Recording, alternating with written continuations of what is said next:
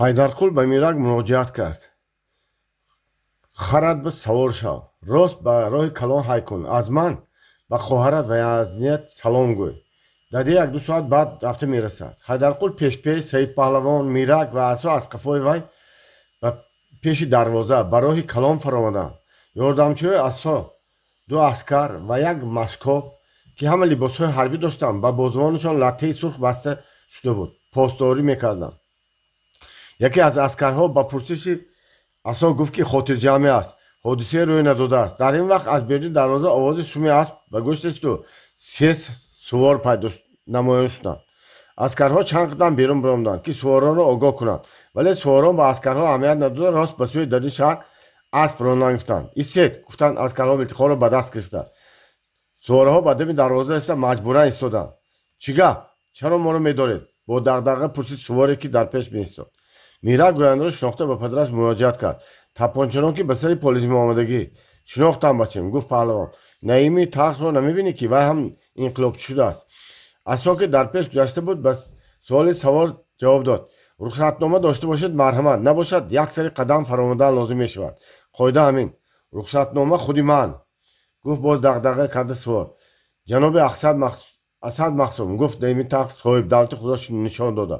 мон гузаранд, гуфт ҳайдарқул ба асо. асо рухсат дод. сувораҳо ба асбҳо қамчин зада бо кару фар гузашта рафтанд. асо бо назари суол ба ҳайдарқул нигоҳ карда буд. ҳайдарқул сар ҷумонда гуфт: ин кас бояд одами калон шавад. шинохта мон. ту ҳам паҳлавон, бояд ӯро шинохта монӣ. ман ҳозир ба ту баъзе чизҳоро мегӯям. биё рафтем. ҳайдарқул ва Саид Паҳлавон рост ба тарафи лаби ҳавзи девонабигӣ рафтанд. мирак аз беруни дарвоза харашро гирифта оварду хурҷинро ба болояш партофт. баъд худаш аз рӯи суфии пеши дарвоза ба хар савор шуду ба асо хайрухуш кард. мирак барои калони Калобод харашро оҳиста оҳиста ронда ба тарафи маркази шаҳр мерафт. шаҳри Бухоро ба тасаввури вай бузургтарин, зеботарин ва аҷоибтарин шаҳрҳост. ин кӯчаҳо, ин ҳавлиҳо, ин дарвозаю дарвозахонаҳо, ин қалъаи баланди қадима, ин роҳи сангфарши калонро вай шабҳо дар хобаш медид. пештар аз худи таи дарвозаи шаҳр сар карда дар ин кӯчаҳо одам пур буд. аробаҳо, фаитонҳои бисёре роҳ мегаштанд. пиёдаҳо роҳи гузар намеёфтанд.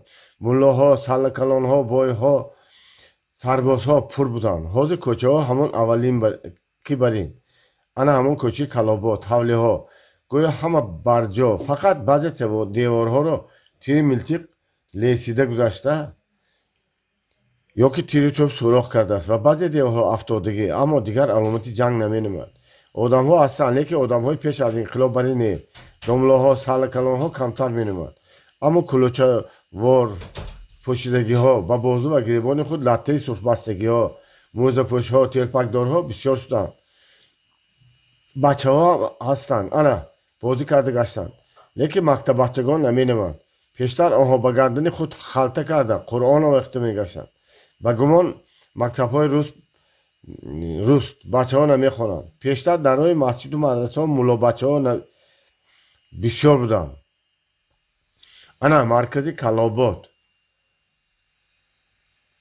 дар бораи саҳни васеъ ва баланди он фақат 3-4 кас, 3-4 муллобачанамо одам намуданду бас.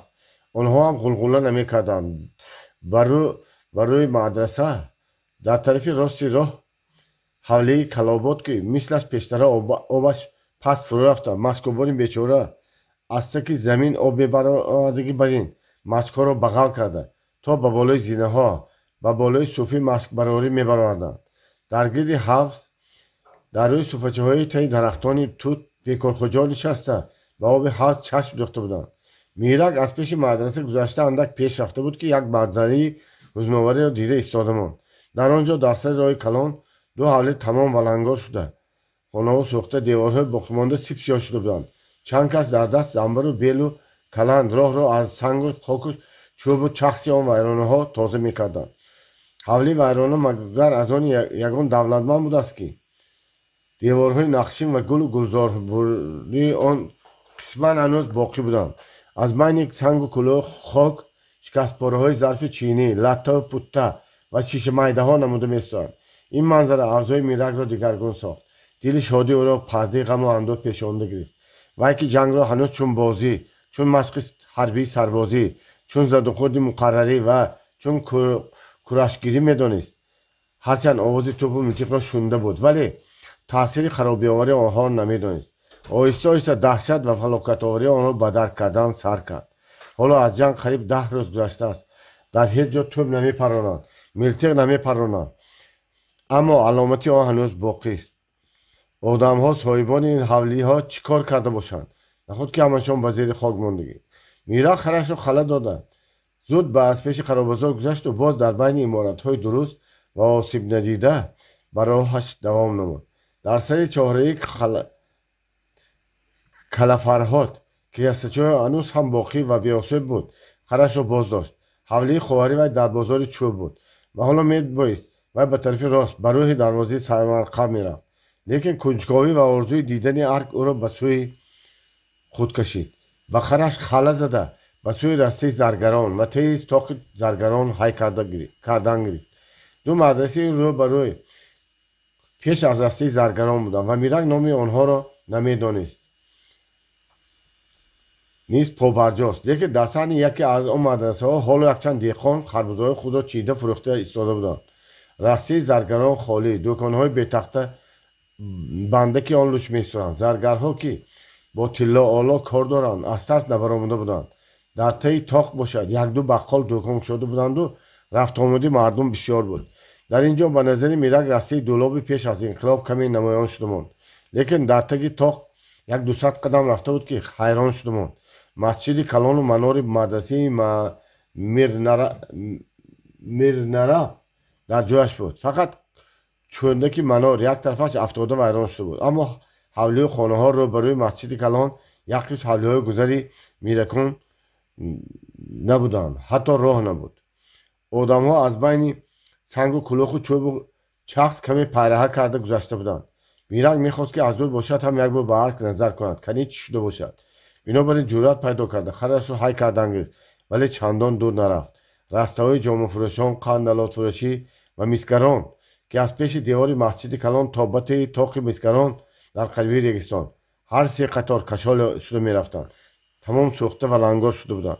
عسکرها آدمای بسیاری در آنجا کار میکردند، راه تازه میکردند. در بعضی جا هنوز هم دود فواره میزد. ارگ باشد موسفیدی دندانهاش افتادگی برین با کنگوره های خراب شدهش به این منظره فلاکتبار مینگرد و دودی وی هم از سرش میبرد. میرک خیلی پکر شد. سری خر را به سوی گذری توپخانه برگرداند که در نزد به بازار چوب رود.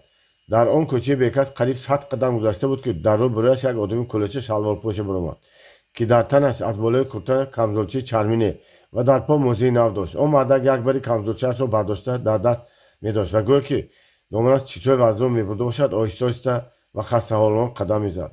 مردک از پیش میرک گذشته لاحق به طرف او یک نگاه هم نکرد. از قواقش گویا برف و باران می‌بارید. این مردک را در کجا دیدم و گفت خود به خود اندیشید میرک و یک باره به خاطر آورد که همون شخصی بود که در کاگان با اسد مقسوم به طرف خانه پرسیون سودخور میرفت. میرک با تعجب از قفای او نگاه کرده ایستاده بود که از دامن آن شخص چیزی شورده به زمین افتاد ولی مردک اینو درک نکرده برایش رفتن گرفت. به چشم میرک چنین تافت که آن چیزی افتادگی قبچوق بدین بود ولی قبچوق کلان چرمین. میرک کمتر نگاه کرد ایستاد و مردک از افتادن قبچوق بیخبر دور شد ایستاده است.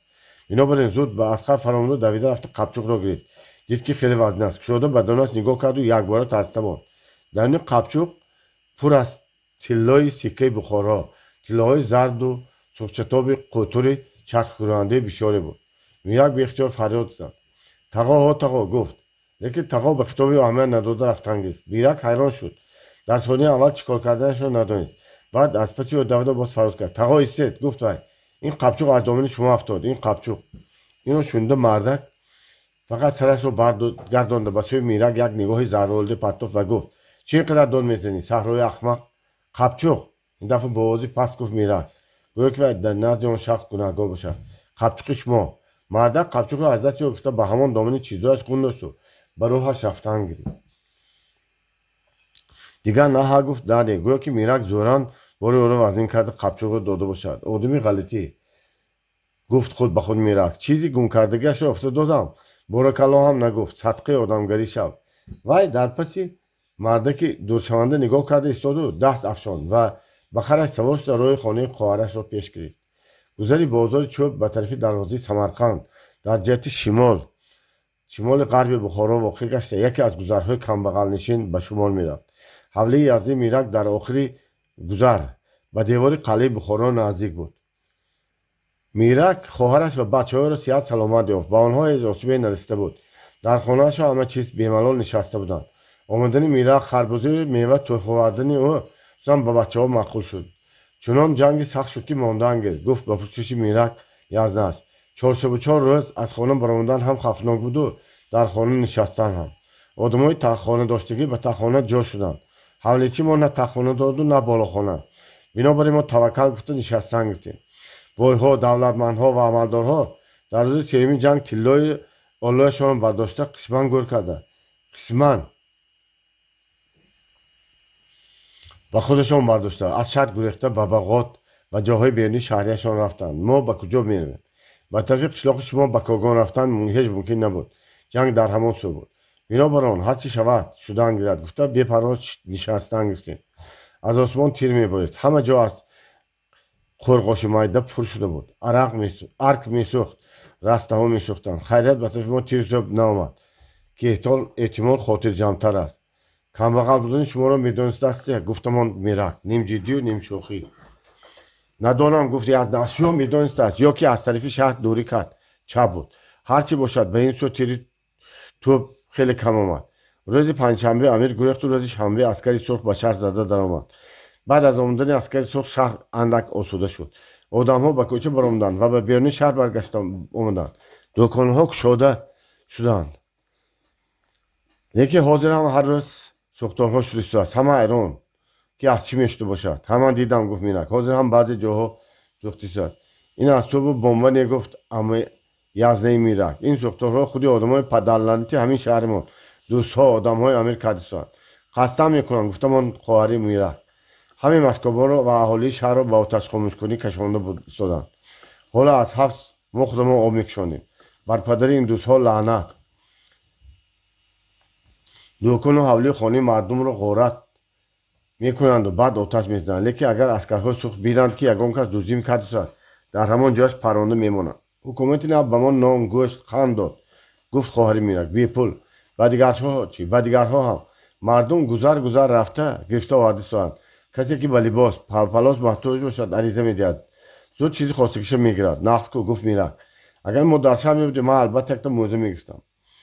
мӯъза дар кор бошад, гуфт хоҳараш. мо ариза медиҳем, то ин дафъа омада тайёр карда бимонем. гуфт нохост ба чизе ба хотираш омада Мирак. фаромӯш кардам. фирӯзапем ба ман мунтазир. хай ман меравам, баъд корамро тамом карда мебиём. исто ман як дастурхон гирам, гуфт бо ҳолу ҷони Мирак намонда хоҳараш ва аз гӯшти нони ҳукумати шиками додарашро сер кард. тезтар биё ки дилам ҳайл мекунад, гуфт хоҳараш ба Мирак вақте ки вай ба кӯча мебаромад. дадем биёянд, гӯед ки ман ба пеши апа Фирӯза рафтам, дилашон ҳавл накунад, гуфт Мирак ва аз дарвоза берун шуд. дар кӯчаҳо равандагон хеле кам менамуданд.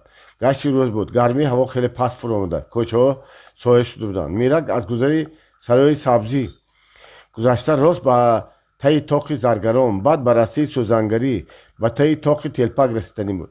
лекин дар қарибии тоқи Телпак, дар он ҷо ки дар тарафи сарои чой ва қозиқона роҳ буд, ба сурхтор вохӯрдамон. мардум бо ёрии аскарони сурх ҷандала мекарданд ки оташро хомӯш кунанд. Мирак ҳам ба ғайрат омада давида ба қатори одамони даст ба даст об мекушондагӣ истода об додан гирифт. мардум оро аз чоҳи ҳамоми бозори Корт мекушонданд. сатилу кӯзию машку ҳарчӣ меёфтанд об пур карда даст ба даст медоданд. Мирак қариб 10-15 сатилу кӯза об дода буд ки оташ хеле паст буд. дар ин дам як автомобили болаш кушод омада истоду аз он 2-3 нафар командирҳои аскарони сурх фаромаданд. онҳо кори оташхомӯширо аз назар гузаронда дар байни чизе машварат карданд ва ба аскарҳо супоришҳое доданд. дар ин моҳ яке аз онҳо ки ба назари Мирак хеле гарм метофт, гӯё ки дар куҷои дида буд, ба вай нигоҳ карда монд ва табассум намуда ӯро ба сӯи худ даъват кард. ин ҷо биё, гуфт вай бо забони русӣ, баъд ба забони тоҷикӣ тарҷима кард. ин ҷо биё. ин суханон чунон бо лутфу навозиш гуфта шуда буданд ки Мирак беҳеҷ ибо ва мулоҳиза ба назди он шахс рафт ва даст пеш гирифта салом дод. он кас که قدی بلند پیشانی وسیع چشمانی جذبه‌دار آسمان رنگ داشت. دست خود را به سوی دراز کرد. میرک هم دست داد. آنها دوستانه واخوردی کردند. من کویبیشف هستم. نام تو چیست؟ نام من میرک. بسیار خوب. بسیار نقص. انا آشنا شدیم. خوش ایستا کی میرک تو را کی مجبور کرد که به اینها همراه شوی؟ من خودم. چی ممکن نمی؟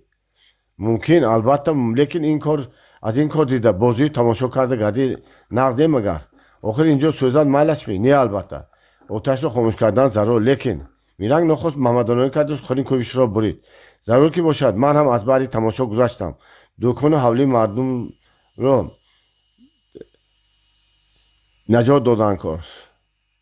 تو شهر را دوست می‌داری؟ دوست می‌دارم. کی شهرش را دوست نمی‌دارد؟ کویش از خانی میرک ممنون شد و با طرف رفیقانش دیدتان میگفته که برای نگاه کردم و بعد با جدیت گفت هستند شهر خود، وطن خود، مادر خود را، فرزند خود را دوست نمی‌داشتگی ها بدذات ها هستند. انا ها به اینجا آتش میزنند، خانه مردم را غارت میکنند، مادرها را با فرزندهایشان میکشند. یکی ما به آنها راه نمیدیم، آنها را داشته نیست میکنیم. آنها را زودتر دارید که گفت میرک با اوتی مسیحیت دیگه خود نباشه شهر خراب بشود. بله آفرین پسر، گفت والریان ولادیمیرویچ. سری میرک را سیله کرده. خیلی درست گفتی. آنها را زودتر داشتن لازم که خانه مردم را نسوزانند. آتش چیزی بازی نه. از یک دکان به دکان دیگر، از یک حولی به حولی دیگر گذشته شهر را خراب میکند. در این شهر آب جاری نیست، بنابراین سوختار خیلی خطرناک است.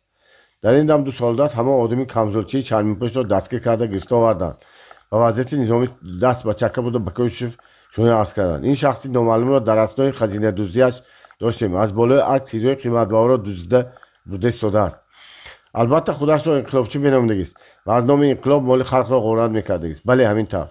برده به چکه سپرید، تفتیش کرده به جزای عالی محکوم کنند.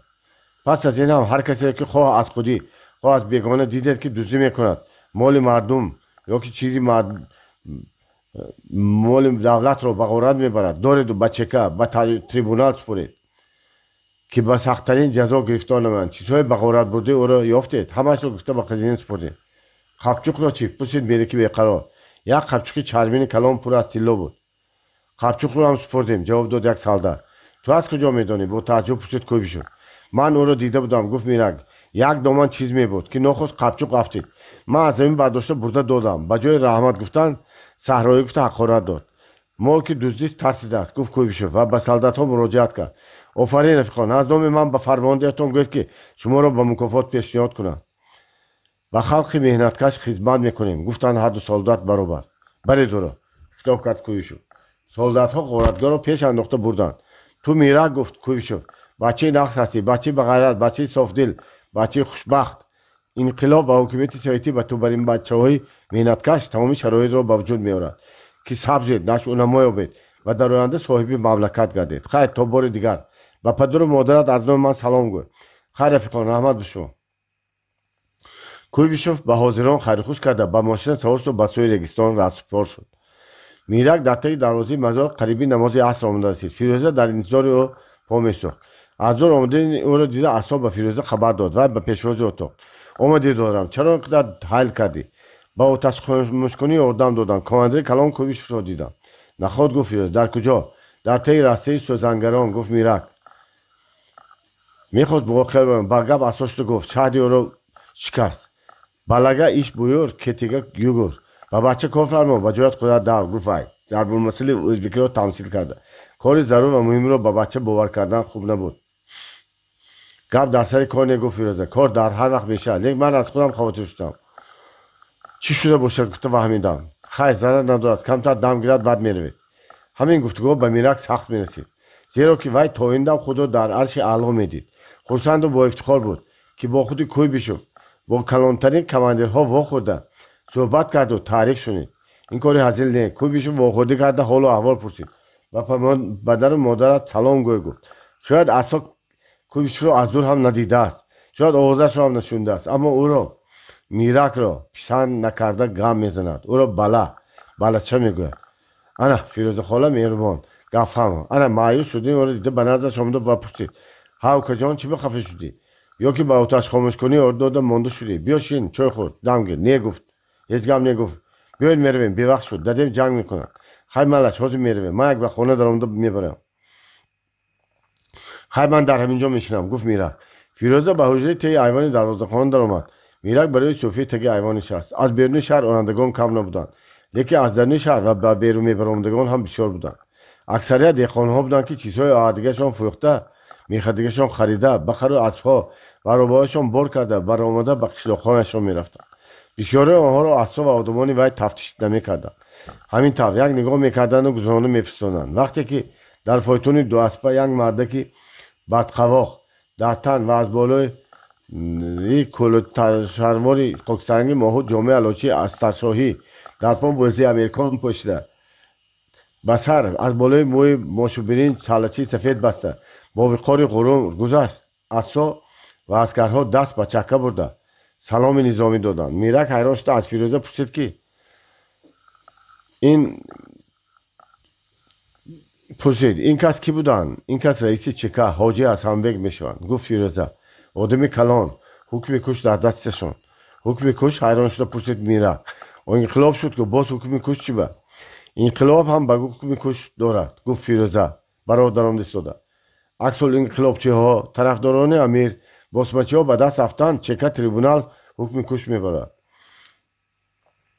میرک از این اظهارات فیروزه قناعت حاصل کرد یا نه معلوم نشد، زیرا که وی دیگر گپی نزده از پهلوی فیروزه برای امروزه رفتن گرفت. فقط پس از خیلی خاموشی گفت حاجی حسنبک موسفیدی بدقواق بوده است، آدمی گنده. فیروزه از چشم چشمبند قیقراس زده خندید و زود به اطراف نگاه کرد که کسی خنده او را شنید یا نه. خیریت که کوچه بیکس بود. در گذر عربان میرک حوله شاه مرادبک دادگاه را به فیروزه نشان داد و خودش گشته به گذر بازار چوب رفت. فیروزه به درون دروازه کلان و هنگامدار درآمد. دانست که دادخواه به میراثخواران خود درستکن مال و دولت مانده رفتگی و از این حوله به چنان کسانی تعلق دارد که درباره نان فردا فکری هم نمی کنند. پیش از آن که فیروزه از حوله بیرون گذشته به حوله درون دارد با آیمی شاه صحبت کند، ما میخواهیم که به خوانندگان محترم آیمی شاه را شناس کنیم و کمی درباره حیات آنها این عائله صحبت نماییم.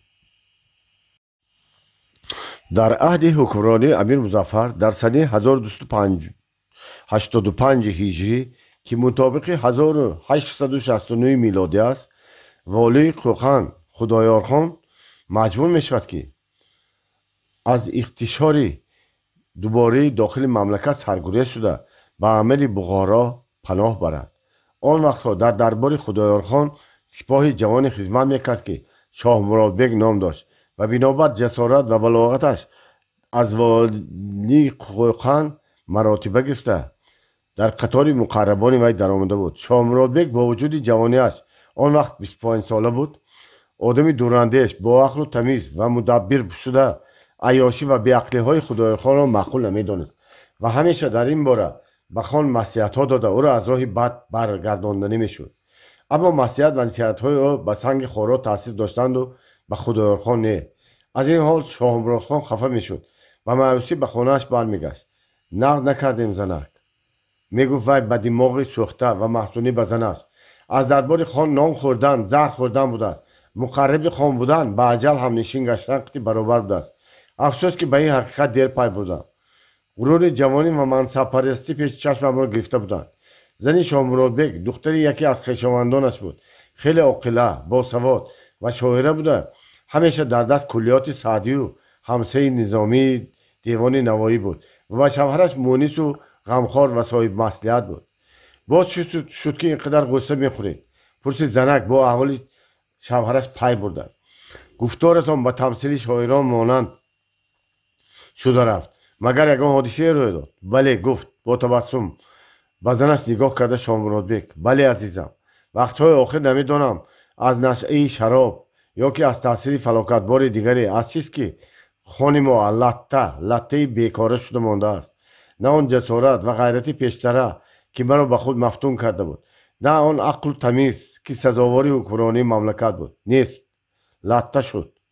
دشمنها از این حالتی وی نقض استفاده برده استادند. میترسم که به سرش باز بلای نخیزونند. زنک بیت سعدی را به خاطر آورده گفت سعدی اگر جز کنی ور نکنی چی فایده؟ سخت کمان چی غم خورد گر تو ضعیف جوشنی. غصه خوردن شما مگر فایده میرساند؟ صدقه سرتان که دشمنش به سرش بلا خیزاند. و شما چی؟ سعدیدان من، بی‌پروای من، گفت زنش را نوازش کرده شاه مراد بیگ. آخر به سر خان بلا خیزد، من و تو هم به بلا میمانیم. خدا پادشاه است، گفت زنک. نصیب باشد واقعا نمیشد، لیکن هوشیار بودن لازم. هوشیاری و عقل رسا کس را از بلا میرهاند. به قول نظامی که دانش به شب پاسبان من است، خرد تاج، بیداری جان من است. بله گفت شاه مراد بیگ، هوشیار بودن لازم، خصوصا در زمانه ما. بهتر است که از صحبت خان دوری اختیار کنید. این معصیت زنش را قبول کرده شاه مراد بیگ تا میتوانست از صحبت خان دوری میجوست و به چشم اهل دربار نیز کمتر مینمود تا او را جیغ نزنند. تا ضرور نباشد به ارده نمیرفت، گویا که به سیاست دولت همراه نبود، لیکن دیر شده بود.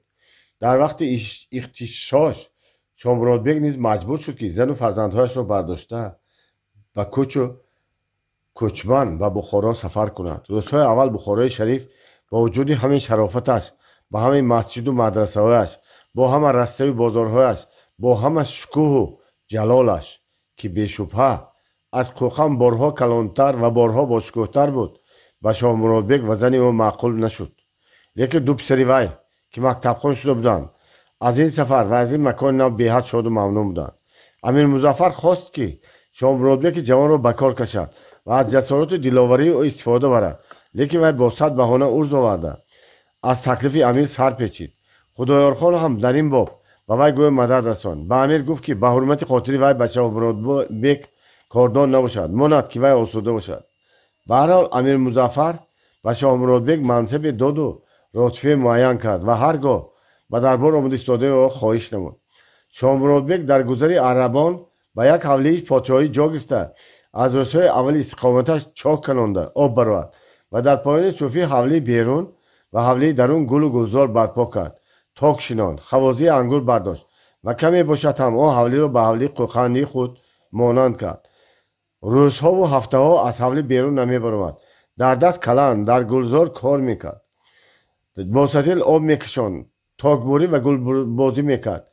وقتی که زنش به یاری او میشتابید ممنونان به وی نگاه کرده میگفت: به چهار گوشه دیوار خود با خاطر جمع، کسی نگوید که اینجا نشین و آنجا رو. هزار بار نکوتر به نزد دانایان زی فر مملکت قیقباد و کیخسرو. نباشد بخارا را نه نزنید ده. میگفت زنش: اگر به قوقن روید باز خانهتان به ارده می بود، باز مملکت قیقباد و کیخسرو سر میشد. گپت درست، میگفت شاه مراد بیگ. از همین جهت به من بخارا معقول، بعد مردم اینجا همه به من معقول شدند. آدم های دانا بسیار. به زبان تاجیکی خودمان گپ میزنیم گویا که راشدان همینجا باشد. انا همین طور شاه مراد بیگ تخصبای راشدانی در بخارا مقیم دائمی شد و از دربار خان قوقن تماما خلاص شد. در دور امیر عبدالاحد پسرهای وی منصبهای میراخوری و املاکداری گرفته به تومنهای بخارا به کار رفتند. در حوله بسیار آزاده و بسیار خوشتر سبز و خرم گذری عربان شاه مراد بیگ با زنش تنها ماندند.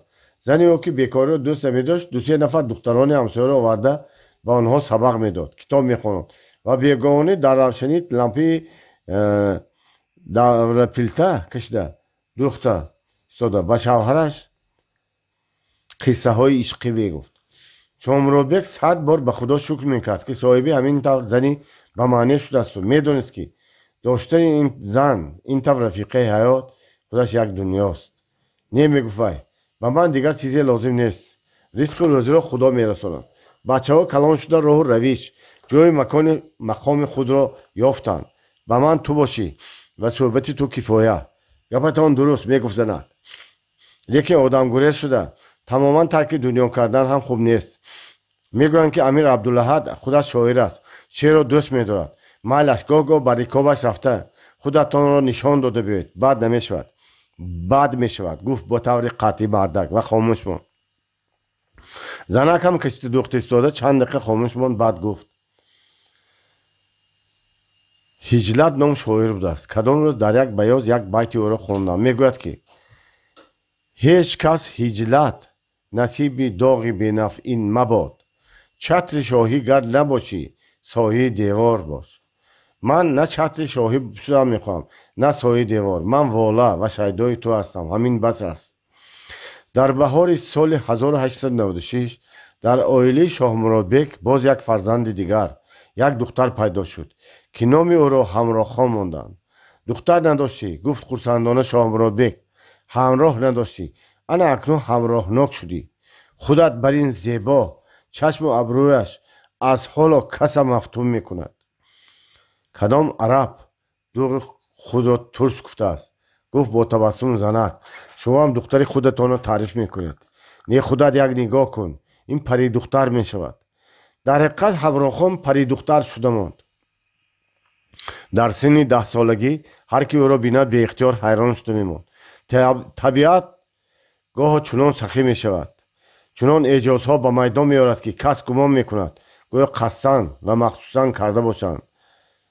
نباشد. چرا یک کس را اینقدر بدنما، اینقدر نفرت آوری خلق میکند که مردم قریب از او حذر میکنند و بعضا کسی را چنان آرام میدهد، چنان به او حسن و ملاحت میبخشد که عقلها را واله، دلها را شیدا میگردد. به وی همه زیبایی ها، همه حسن و ملاحت را یکباره میبخشد. هیچ چیز را دریغ نمیدارد و گویا با رسام دهر نشان دادن میخواهد که طرح زیبا، حسن نکو و ملاحت انسانی را این طور باید داد. اینک در خاندان شاه مرادبک همین اعجاز طبیعت را، داد خداوند را دیدن ممکن شده بود ماند. شاید آب و هوای بخارا و محیط آن اینجا از مردم فرغانه نژاد قصداً پری میراند. به هر حال همراخان اعجاز طبیعت، سخاوت آب و هوای بخارا و بخت و سعادت پدر و مادرش بود.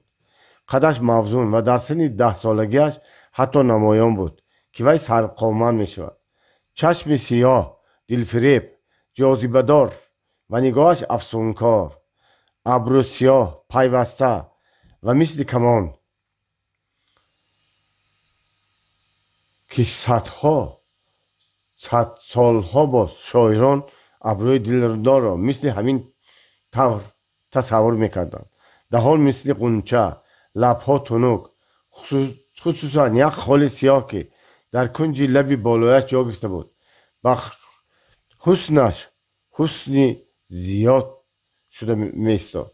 شاعر گویا در وصف حسن و جمال او این بیت را گفته است: پیش رویت دیگران صورتی بر دیوارند، نه چنین صورت و معنی که تو دارم. زن شاه مرادبک به دخترش تعلیم داده در اندک مدت او را بسواد کرد. همراخان به مادر خود تقلید کرده به شعر و سرود داده شد. آواز فارم و دلنشینی او دوگانه‌اش را لال میکردند. شعردانی و نقطه سنجی او حتی کلانسالان را گرنگ میکرد.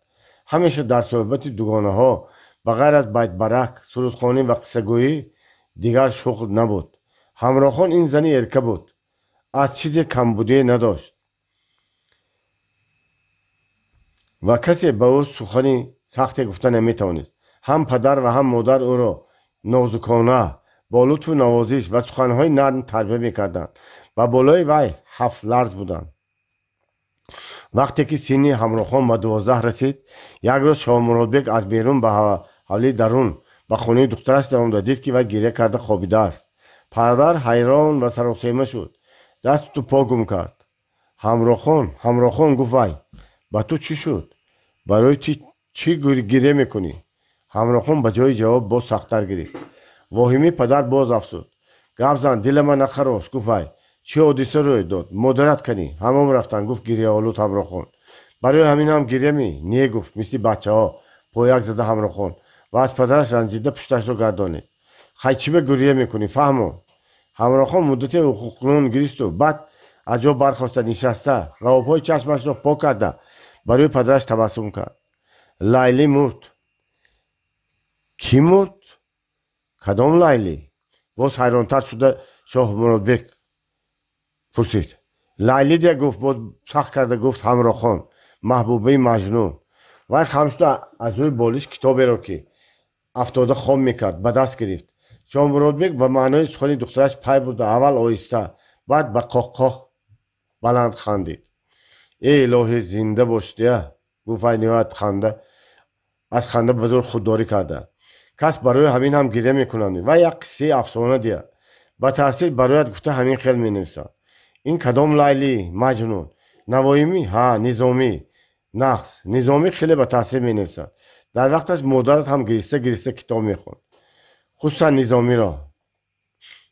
лайли сари зулф шона мекард, маҷнун дури ашк дона мекард. ҳа гуфт бо сарзаниш ба падараш хитоб карда ҳамрохон, шумо ҷои нағзаша мегӯед. ана ин ҷойҳояшро хонед, гирья накардада мемонед. вай китобро варақ зада як саҳифаро ба падараш нишон дод. шомуродбек китобро гуфта дид ки духтараш ба модар васият кардани лайлиро ба ӯ нишон медиҳад. эй модари меҳрубон, чӣ тадбир!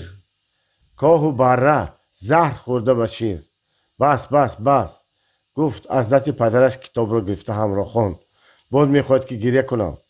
ин дафъа падар ба чашм об гирифт. ин оби дида аз таъсири хондани низомӣ набуд. ин оби дида аз шодӣ буд. ин ашки шодӣ буд. бале, ҳамрохон айнан модараш бар ин шуда истодааст. шеърдонӣ, ҳассосӣ, нозуксанҷӣ ва нозукадоӣ ҳама ба модараш монанд. ба худои пок, ба изиди ламъязалал 100 бор шукр, гуфт ба дилаш шомуродбек ва духтарашро бо меҳру муҳаббат дар оғӯш гирифта аз рухсароҳои тафсон ва ашколодӣ ва бӯсаҳо гирифт. хуш, гуфт шомуродбек чизеро ба хотир оварда. ин гапҳоро мону аз тӯй гап зан. кадом тӯй? тӯи гаҳворабандони ҷианаддия, гуфт шомуродбек хусандона. тӯи ҷианчаи пирмастият. ҳа, баросӣ тӯй мешавада, гуфт якбора шодикунон ҳамрохон. созандаҳо худ базм мекардаганд, ман нағз мебинам. ҳа насиб, онет гуфт ки созанда тилло мешавад, созандаи қарқигӣ мешавад. баъд гӯё ки худи анбари ашк ҳам меомадааст. анбари ашк вай кӣ будааст? анбари ашк ё ки хола анбар аз созандаҳои болои арқ, аз муқаррабони подшоҳбибӣ ва оимподшоҳҳо ба шумор мерафт. вай зане буд ки қад баланд, мавзун қомат, гандумгун, бодомқавоқ, чашму абрусиё, рӯйдароз ва газгӯшт. ӯро зани ба ҳусну ҷамоли парирухсор гуфтан мумкин набуд. лекин баднамо ҳам набуд. ситораган ва ҷозибанок буд. дар дидани аввал ба кас маъқул мешуд ва гумон мекардед ки ӯро пештар ҳам дар куҷое дидаед ё ки бо вай шинос ҳастед. ҳамин ки бо табассум ба ширинзабонӣ сухане чанд гуфт, тамом мафтуни ӯ мешудед. овози баланди равғанӣ дошт. агар сароят бисёр форҳам месуруд, доира мезад, рақс мекард. дар боби санъат ба қавли кӯҳнаҳо той надошт. хусусан дар айёми ҷавониаш серҳаракат, бо ғайрат ва досту понок буд. чаласаводе дошт. аз баёсҳо шеърҳои ба худаш дар кора хонда зуд аз ёд мекард. ё ки аз касе чизе шунавад, тақрибан дар як шунидан аз бар мекард ва баъд аз он шеърро ба суруде мос карда бо оҳангу тарона месуруд. чахчақӣ буд. суханҳои хуб мегуфт. зарбулмасал ва мақолҳои бисёрро медонист. ба ҳар даврае ки вай ҳозир шавад, хомӯшӣ ва сукунат аз он ҷо дур мешуд. ҳикояе мегуфт, ҳазле мекард, тамсилро баён карда шунавандагонашро механдод ва худаш ҳам шод мешуд. зане буд, хайрхоҳи ҳама. то метавонист ҳоҷатбарорӣ мекард. беғараз буд, вале гӯё тақдир нахост ки вай малоикасифат то ба охири умраш мақбули ҳама бошад, касе аз вай шикоят накунад. ӯро ба болии арк кашиданду ба номи покаш сифатҳои тира ва лаққа олуд часпонданд. анбари ашк зани марди қашшоқе буд. хизмати ину онро карда осуду рӯз мегузаронд. боре дар тӯи ҳамсоя созандаҳо писар накарда наомаданд. мардум занҳо ҷамъ шудагӣ, вале бесозанда тӯйхона ба тӯйхона монанд набуд. анбар ки келичин шӯх ва серҳаракат буд, дар он тӯй хизмат карда мегашт. аз барои наомадани созандаҳо маълул ва маъюс шудани соҳиби тӯйро дида зуд дугонаашро ҷеғ заду و دست آنها دویره داد و خودش کرته شاهی یکی را سربند فرنگی دیگر را به اوریت گرفته غزلخوانان به رقص درآمد. وی چنان رقص و بازی کرد، چنان نغمه و صلحا کرد که چنان سرودها سرود که همه حیران شدند و بسیاری ها شاد بودند که خیریت سازنده ها آمدند و خود انبر هنرنمایی کرد. بعد از این کیوانی گذر او را و دوگانه‌اش را به چندین تویها خبر کرده بوده به رقص درآوردند و با همین آهسته نام و آوازی سازنده نو برآمد انبرخان به شهر پهن شد. زنها و خاندانهای کلانشونده ها او را خبر کردند و تا رفت به همه معقول شدن گرفت.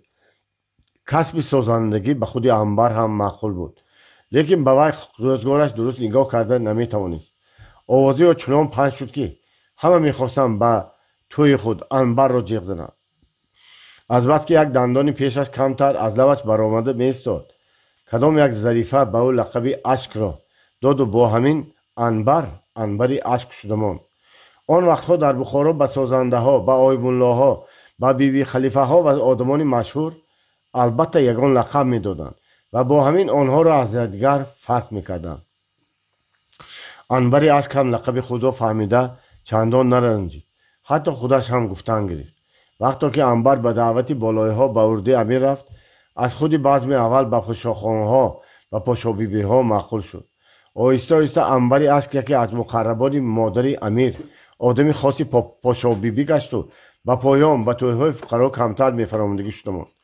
رفت و اگر فرامانده ماند هم یک قسم مردم از وی میترسیدگی شده ماند.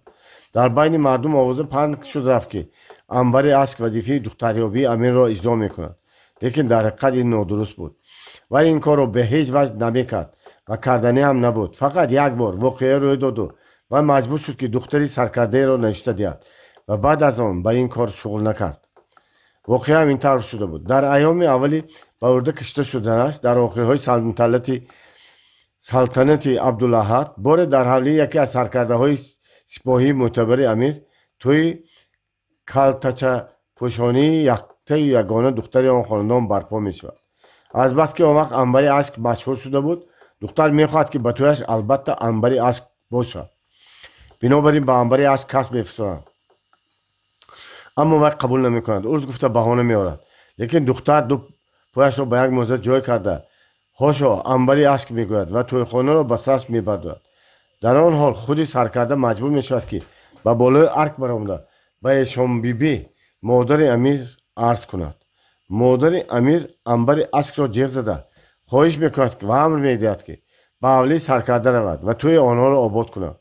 انبری اشک گریسته ایستاده به شام بیبی تعظیم میکند و به زمین بایستاده فرمانبرداری خود را بیان میکند.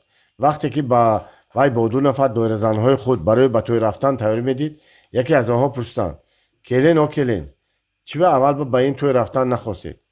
الهی تویش به عزا گردد. گفت انبر من اگر دستی آن می داشتم که این خیلی سرکرده را به دار میکشتم. چی به گفتن آن دو دایره زن یک باره. پسر همسایه ما رو ظلمم به سربازی کشید. مادر بچه کسی نداشت، از غم و غصه بینوایی مرد.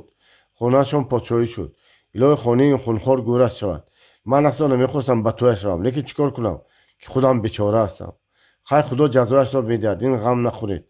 خفه نشید کلین، سازنده که هستیم به هر جا رفتن میگیریم، خود توی ظالم خواهی توی مظلوم. بله گفت انبر و فرنجی را به سر گرفت. در توی خانه آنها را با خرسندی و مهمان نوازی پیشواز گرفتند. در خانه کلان بالای صوفه مهمان ها پر بودند. همه زنهای کلان شونده ها و خزاها، همه بای زنها و اولاد سپاه ها بودند.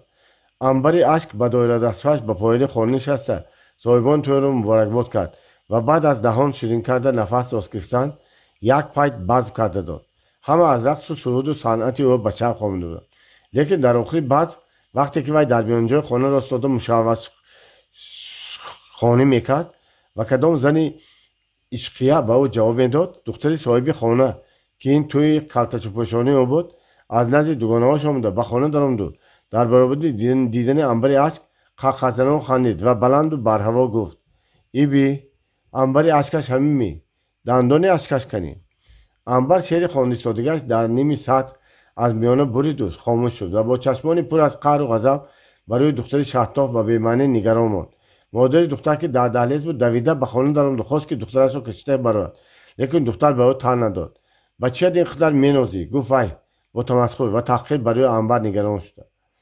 به همین دندان اشک روی دراز زد. بیچاره دادیم از پست خسته رفتن. های های پاشو دختر میگفتن کیوانی ها، دم شو بیروی گفت مادر دختر. یه روی هم خوش شود میگفت خاله دختر. اما بسیارا میخندند و دختری شطاه را معقول میدونستند. عنبر اشک خدا به دست کشید و غضب را فرو نشاند و با تبسم زهرین گفت دندان اشک روی درازم خطی من سازنده شدم. پاشو دختر و خدا 100 بار شکر میکنم، لیکن با این حسن و ملاحت با این طرز گفتار من باور دارم که شما لایق امیر، لایق خود جناب عالی میشوید. شکر کنید. وای مرا اینطور نگوید خالص، گفت مادر دختر. خواننده همه یکباره خاموش شدند و لب از خنده بستند. در آن حال عنبر اشک با سرفرازی و پایان خانه رفت و سربندش را گرفت و با همراهی دایر زنها از خانه بیرون شد.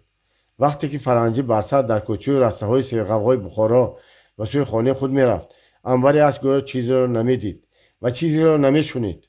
چند بار سوارها مجبور شده اسب و خرید خود را داشتند که او را زیر نکنند و از قفایش کور نمایند، کار نمایند، گرهنگ نمایند. هرچی بود گفتند. و در عمرش به این درجه خود را تحقیر شده، به این درجه خور، به این درجه علم زده حس نکرده بود. به وی چی شد؟ به همین قدر گبدانی، به همین قدر محمدانایی، به همین قدر حاضر جوابی. چرا در نزد یک دختری شطاهی بیناموس خاموش شده ماند؟ چرا بزخانان زهرین و نیشدار با تمسخر کشنده خود او را زیر زبر نکرد، رسوا نکرد؟ چرا؟ چون که قهر و غضبش از آن درجه ها گذشته رفته بود. علم و ناموس برقاسان معنی او را به کار انداختند و او برای انتقام افتاد. انتقام سخت، انتقام بیرحمانه، انتقام از این دختری بی‌حیا، انتقام از پدری ظالمی وی، انتقام از همین آن زمره‌ای که در اینجا او را تحقیر کردند. بله، وی چنان میکند که یک عمر خاندان از این دختر زهری زدهشان را فراموش نکنند، تلخی آن را در کام خودشان چشند و درد آن را در دل خود حس کنند. وی آن شب خواب نکرد. پس از یک ماهی حادثه دختری شطاه را برای امیر کشیده گرفته بردند و در شهر خصوصا در بین بازیزنها آوازه شد که عنبر اشک دختریاب امیر است. این آوازه و این نام بد به یک جهت به عنبر سخت میرسید. وجدان او را به عذاب میگذاشت، از مردم شرم میکرد. از جهت دیگر یک درجه شاد بود که از وی میترسند و از همین زنهای عملدار و قضاها به وی خوشامد میزدند. جرأت نداشتند که غیر خواهشی کاری کنند. غیر از وی از این افزایش خود استفاده برده بعضا به بیوه بیوچه‌ها یارمندی میکرد، آنها از بیدادی خلاص میکرد. عنبر اشک و مادر همراهان در تویها شناس شده و وی خیلی الفت گرفت. قریب دوگانه شده مانده بودند. مادر همراهان به وی شعرهای خوبی شاعران کلاسیک را افته میداد و از علم و ادب صحبت میکرد. نازکی‌های سخن و لطف کنایه را شرح میداد و همین به عنبر دلپسند و مقبول میشد.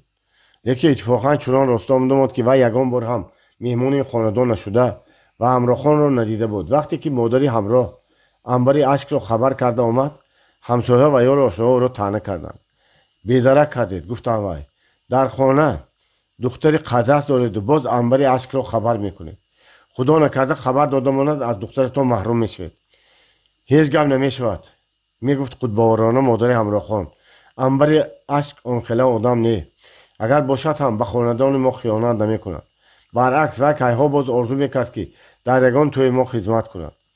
شاه مراد بیگ هم که از خودش و از آبرویش دلش پر بود، به هیچ گمان نمیکرد که امیران بخارا حرمت و اعتبار او را به نظر نمیگیرند و خاندان او را به تشویش میاندازند. بنابراین از دعوت کرده شده عنبر اشک ناراضی نشد. برعکس به دخترش تعریف کرده از آمدن وی خبر داد. پسر کلانی شاه مراد بیگ در پیرمرد املاکدار بود. از هر جهت دماغش چاق باشد هم دیرگاه روی فرزند را ندید. زنش به اولیاها ناز و نیاز بسیار می بود. شب و روز از خدا فرزند میخواست، زیرا وی میدانست که اگر نزاید شوهرش به بالای وی زن میگیرد و روزش سیاه میشود. نهایت طالعش مدد کرد و پس از آرزو و امیدهای زیاد یک پسرچه زایید که نامش را امید جان ماندند. پدر و بابا مادر و بیبی کلام به بالای پسر 7 لرزه بودند و خواستند که به مناسبت گهواره‌بندان بچه یک توی کلان بدهند. توی کلان میباشد در بخارا در حولی کلان گذری عربان بودگی میشد. در این باره به شاه مرادبک مراجعت کرده نیت خود را گفتند. شاه مرادبک هم از این نیت آنها شاد و ممنون شد و زود به تردد توی افتاد. عادتا گهواره‌بندان توی زنانه است و چندان هنگامه‌دار نمیشود. لیکن اون توی گهواره‌بندان که حالا ما در صدد نقل آن هستیم حقیقتا هنگامه‌دار شد. در بیرون مردها جمع شده حافظها سروده دیگ دهمنی می جوشیدند. در حوله در اون زنهای بسیاری از هر طبقه جمع شده در چندین خانه سازنده ها ساز میکردند و سرود میخوندند.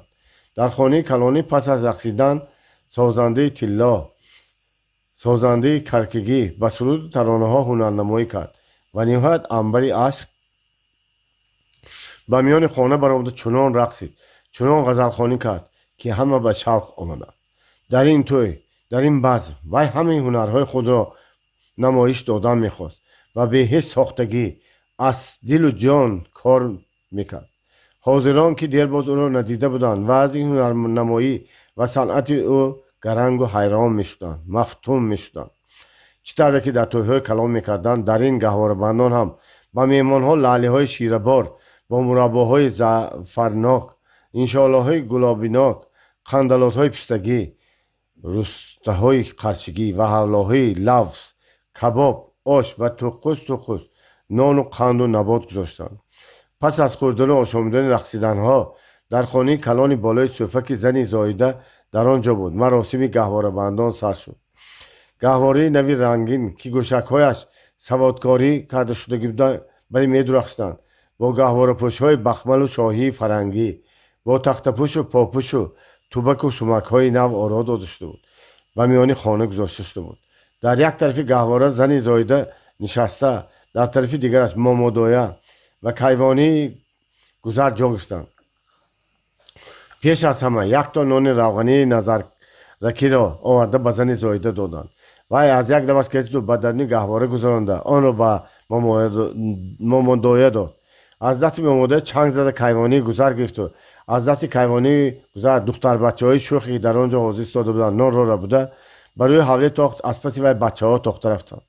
نهایت پسرک همسایه که فاتحه میدان شده نان را تا به پیش دروازه بیرون برده توانسته بود هر ساسنان برگشته آمد. از بالای سری وی قند و خندلات پاشیده و دستش تنگه ها دادند. پس به سرگه میانجا و پای گهواره پخته گذاشته آتش دادند و مامادایه که میشه دعا را خونده زیان و زحمت ها را دور کرد. پس به دستک گهواره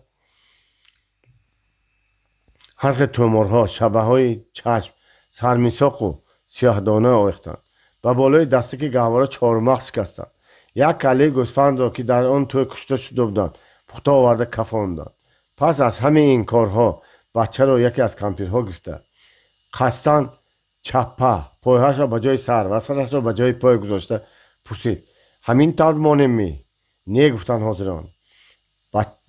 بعد بچه را کندلانگی مانده پرسید این همین طور مانمی؟ نه گفتند باز همه. یاد بچه را چطوره که لازم است گذاشته پرسید همین طور مانم چی؟ ها گفتند همه و مبارکباد کردند. اما کمپیر باز هم بچه را نگذاشت.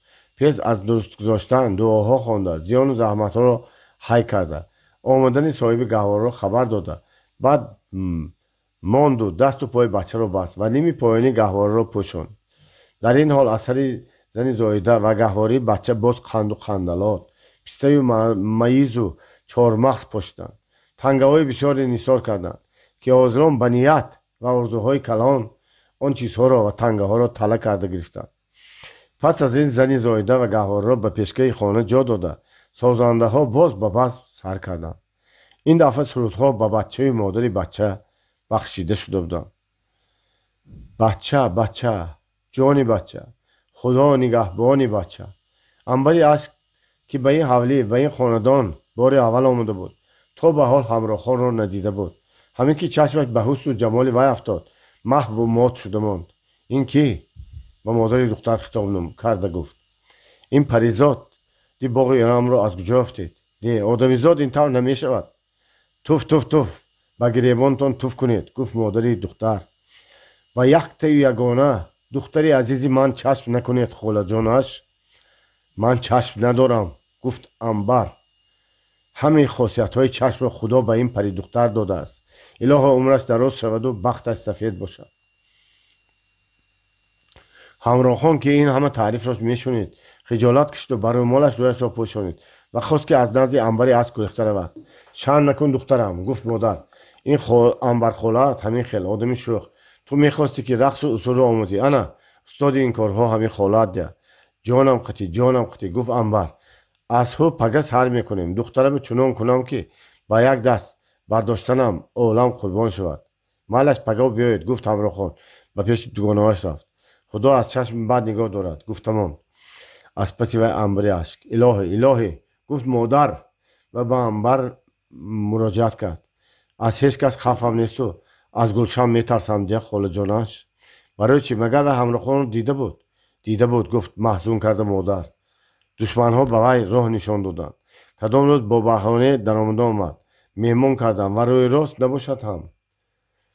аз дур партофта мақсадашро пурсидам. нагуфт.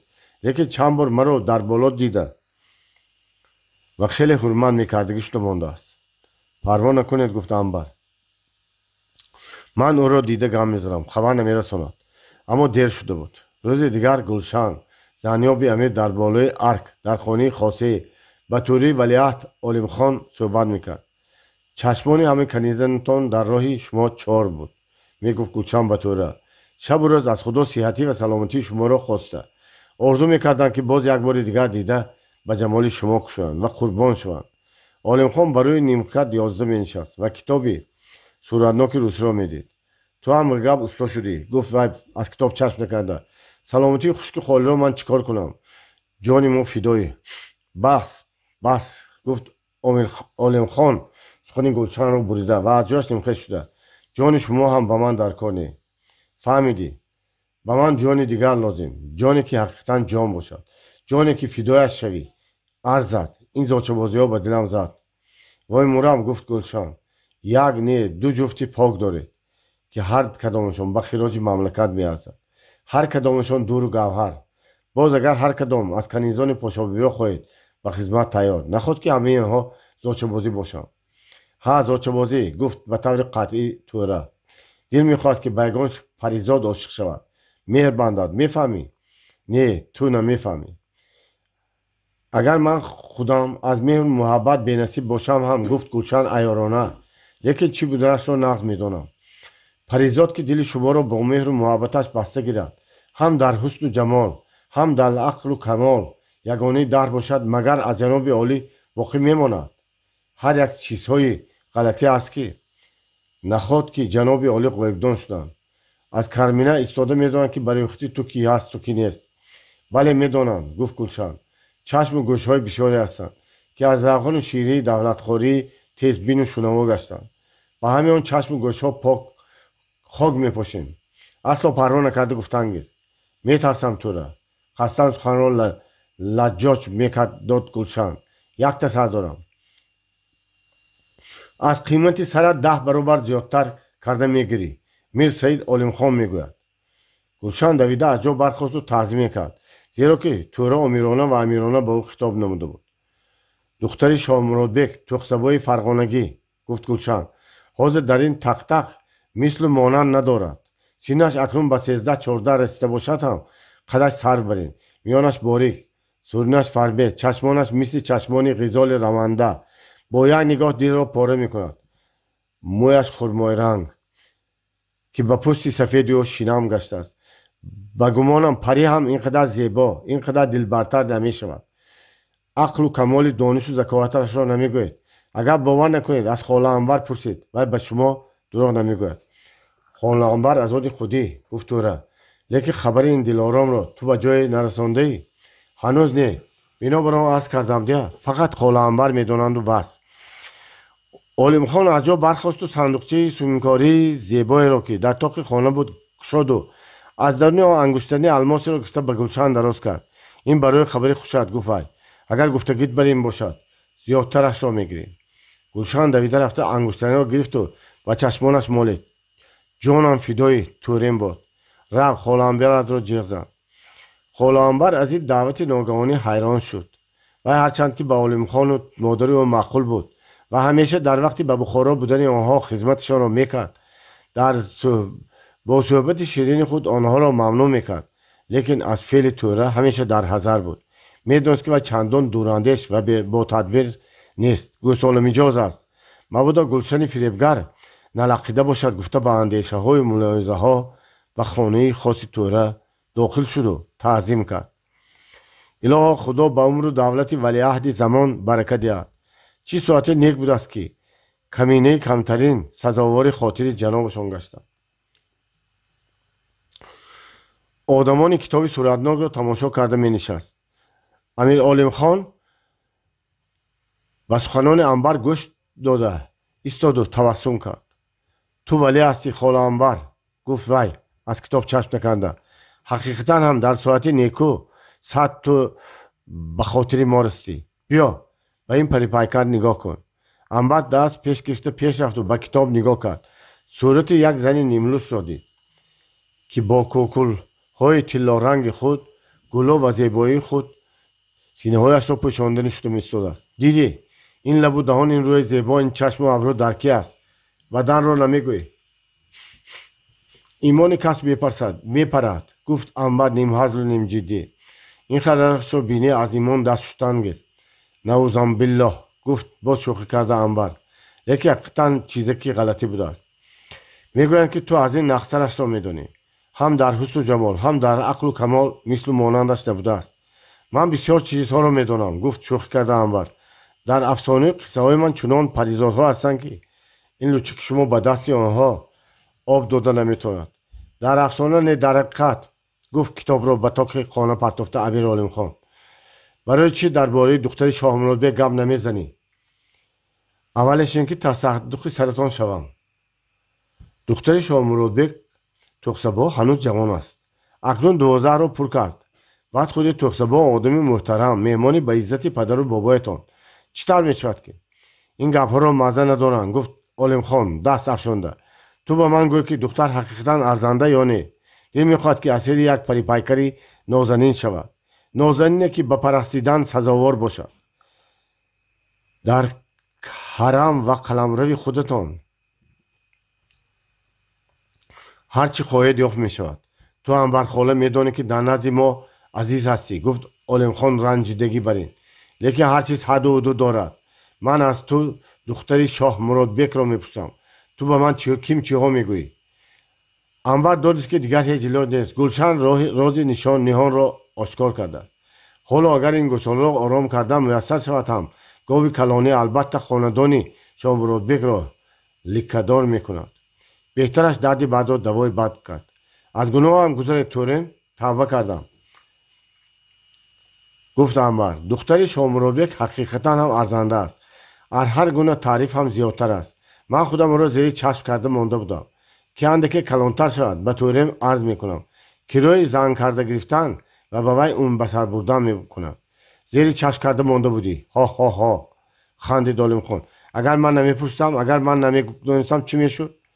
هیچ چیز نمیشد. گفت به طور قطعی انور و فعل تودر را نقض میدونید. اگر من در نزد تورم ذره بر این قدر و قیمت داشته باشم، قسم به خدا که هرچی عرض کردن حق است و راست است. خیر خفه نشو. گفت در حال توره ما کاری میکنیم که نه سیخ سوزدو نه کباب، میفهمی؟ لیکن تو اگر تو یا گلشن لب شوید از من گله نکنید. تخم اولادتان قطعی قریم میکنم. قسم به خدا گفت زمین بسته انبر. لیکن اگر گفته این کنیزی بقدرتان کمتر هم پسند افتد، مصلحت میدونم که این خاندان برای هر گونه عزت و حرمت میارزد و از این گلغنچه این گلشن زیب دستار شاهانه است. مالش گفت عالم خان. پس از این صحبت چند نگذشته در بخارا چنان حادثه های واقع کردند که دربار امارت چندگاه به لرزه آمد و از این نه اینکه توره خود امیر عبدالاحد نیز مجبور شد که بعضی یک نیت‌های خود را موقتا تأخیر دهد. با دسیسه پلیس مخفی گوبرناتور تاشکند در بخارا جنگی شیعه و سنی روی داد که قریب بود حکومت پادشاهی امیر را گرفته پرتافته بخارا را به روسیه الحاق میکرد.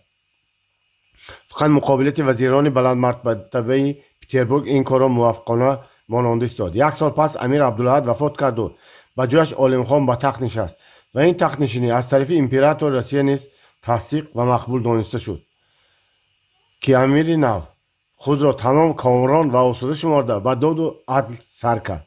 سیاستمداران روسیه این دستپرورده خود عالم گوسالا را نیز میدانستند و باوری داشتند که وی از گفتهشان 10 بار زیادتر کرده سپارش ها را اجرا میکرد و هیچگاه فکر دیگری را به کلش نمی آورد. یکی از اولین کارهایی که وی پس از به تخت نشستن کرد به همراهان به دختر شاه مرادبک کس فرستاده به طور رسمی توی تماشا کرده و به نکاحش در آوردن بود. نام همراهان به امیر معقول نشد، بنابراین او را آیین شاه لقب دادند و برایش اردوی خدمتگارها و تمام کر و فر و پادشاهی را بخشیدند. عالم گوساله این که اکنون گاو شده بود آیین شاه این نازنین را دیده خیلی معقول دانست و یک چند روز قریب بود که راه دیگر اردوها را فراموش کند.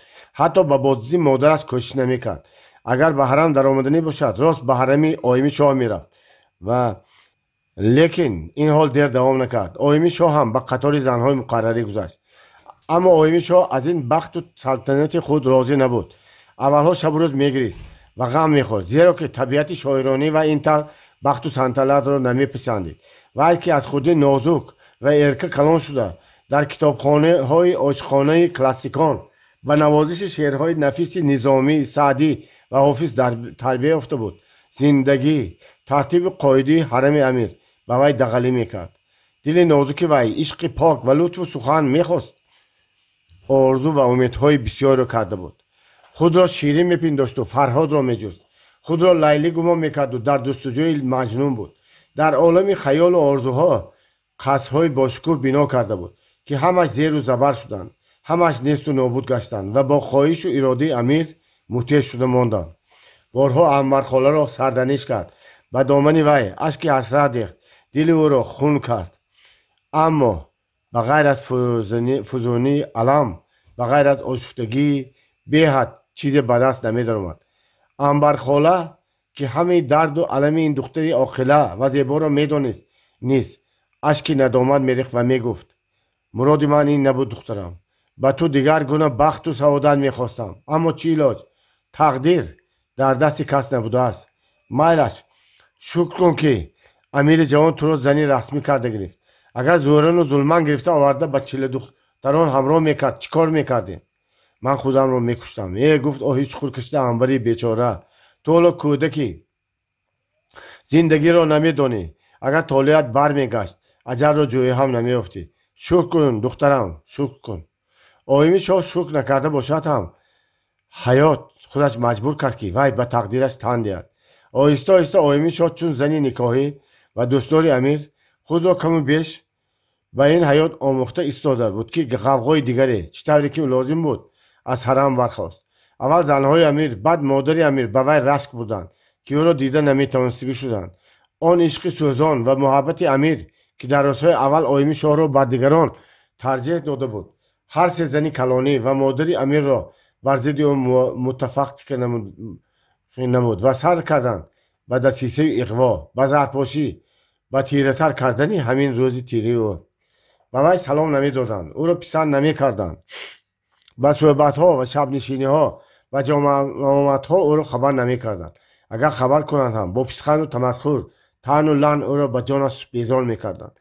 مادر امیر هرگاه که بیند به وی پیچینگ میزد و هیچ التفاتی نمیکرد و چنان ناپسندانه نظر میکرد که آیین شاه آب میشد.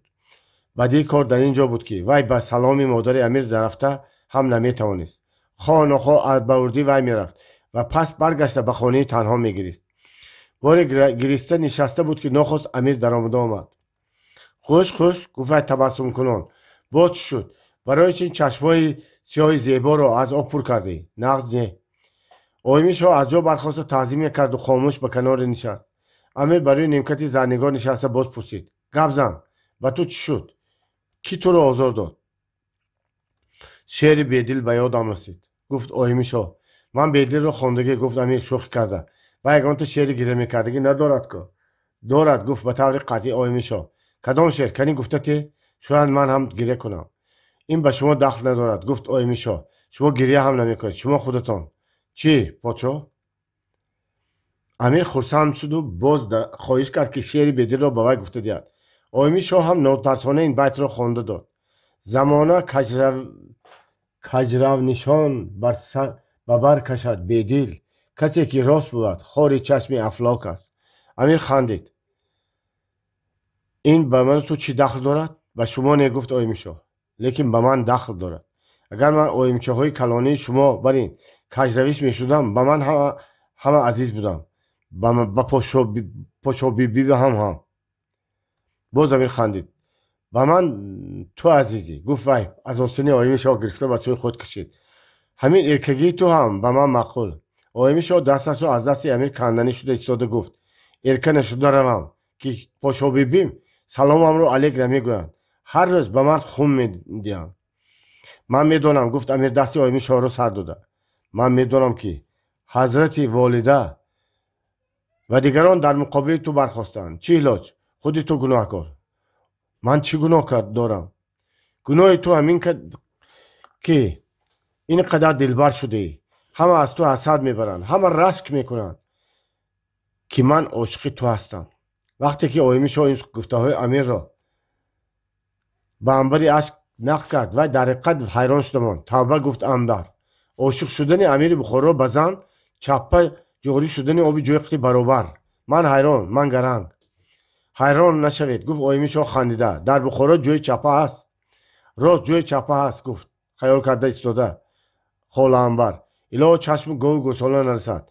انبر عالمخواه را نقض میدانست. عشق و محبت بی‌ثبات او را هم میدانست. بنابراین آیمی شاه را از چیز دیگر برحذر کرد. لیکن از پلانچه ها از پاشو بیبی همیشه باخبر بودن لازم. گفت وای باخبر شده قریب از خودم بیخبر شده ماندم. گفت آیمی شاه با امیرتون عرضه کردم خنده میکند. دیگر چیکار کنم؟ امروز از خواجه حافظ فالک شدم. همین خیلی نصیحت دادن. رضا به داده بیده و از جبین گره بکشای که بر من و تو در اختیار نگشاده است. اوه جانم فدای حضرت خواجه حافظ.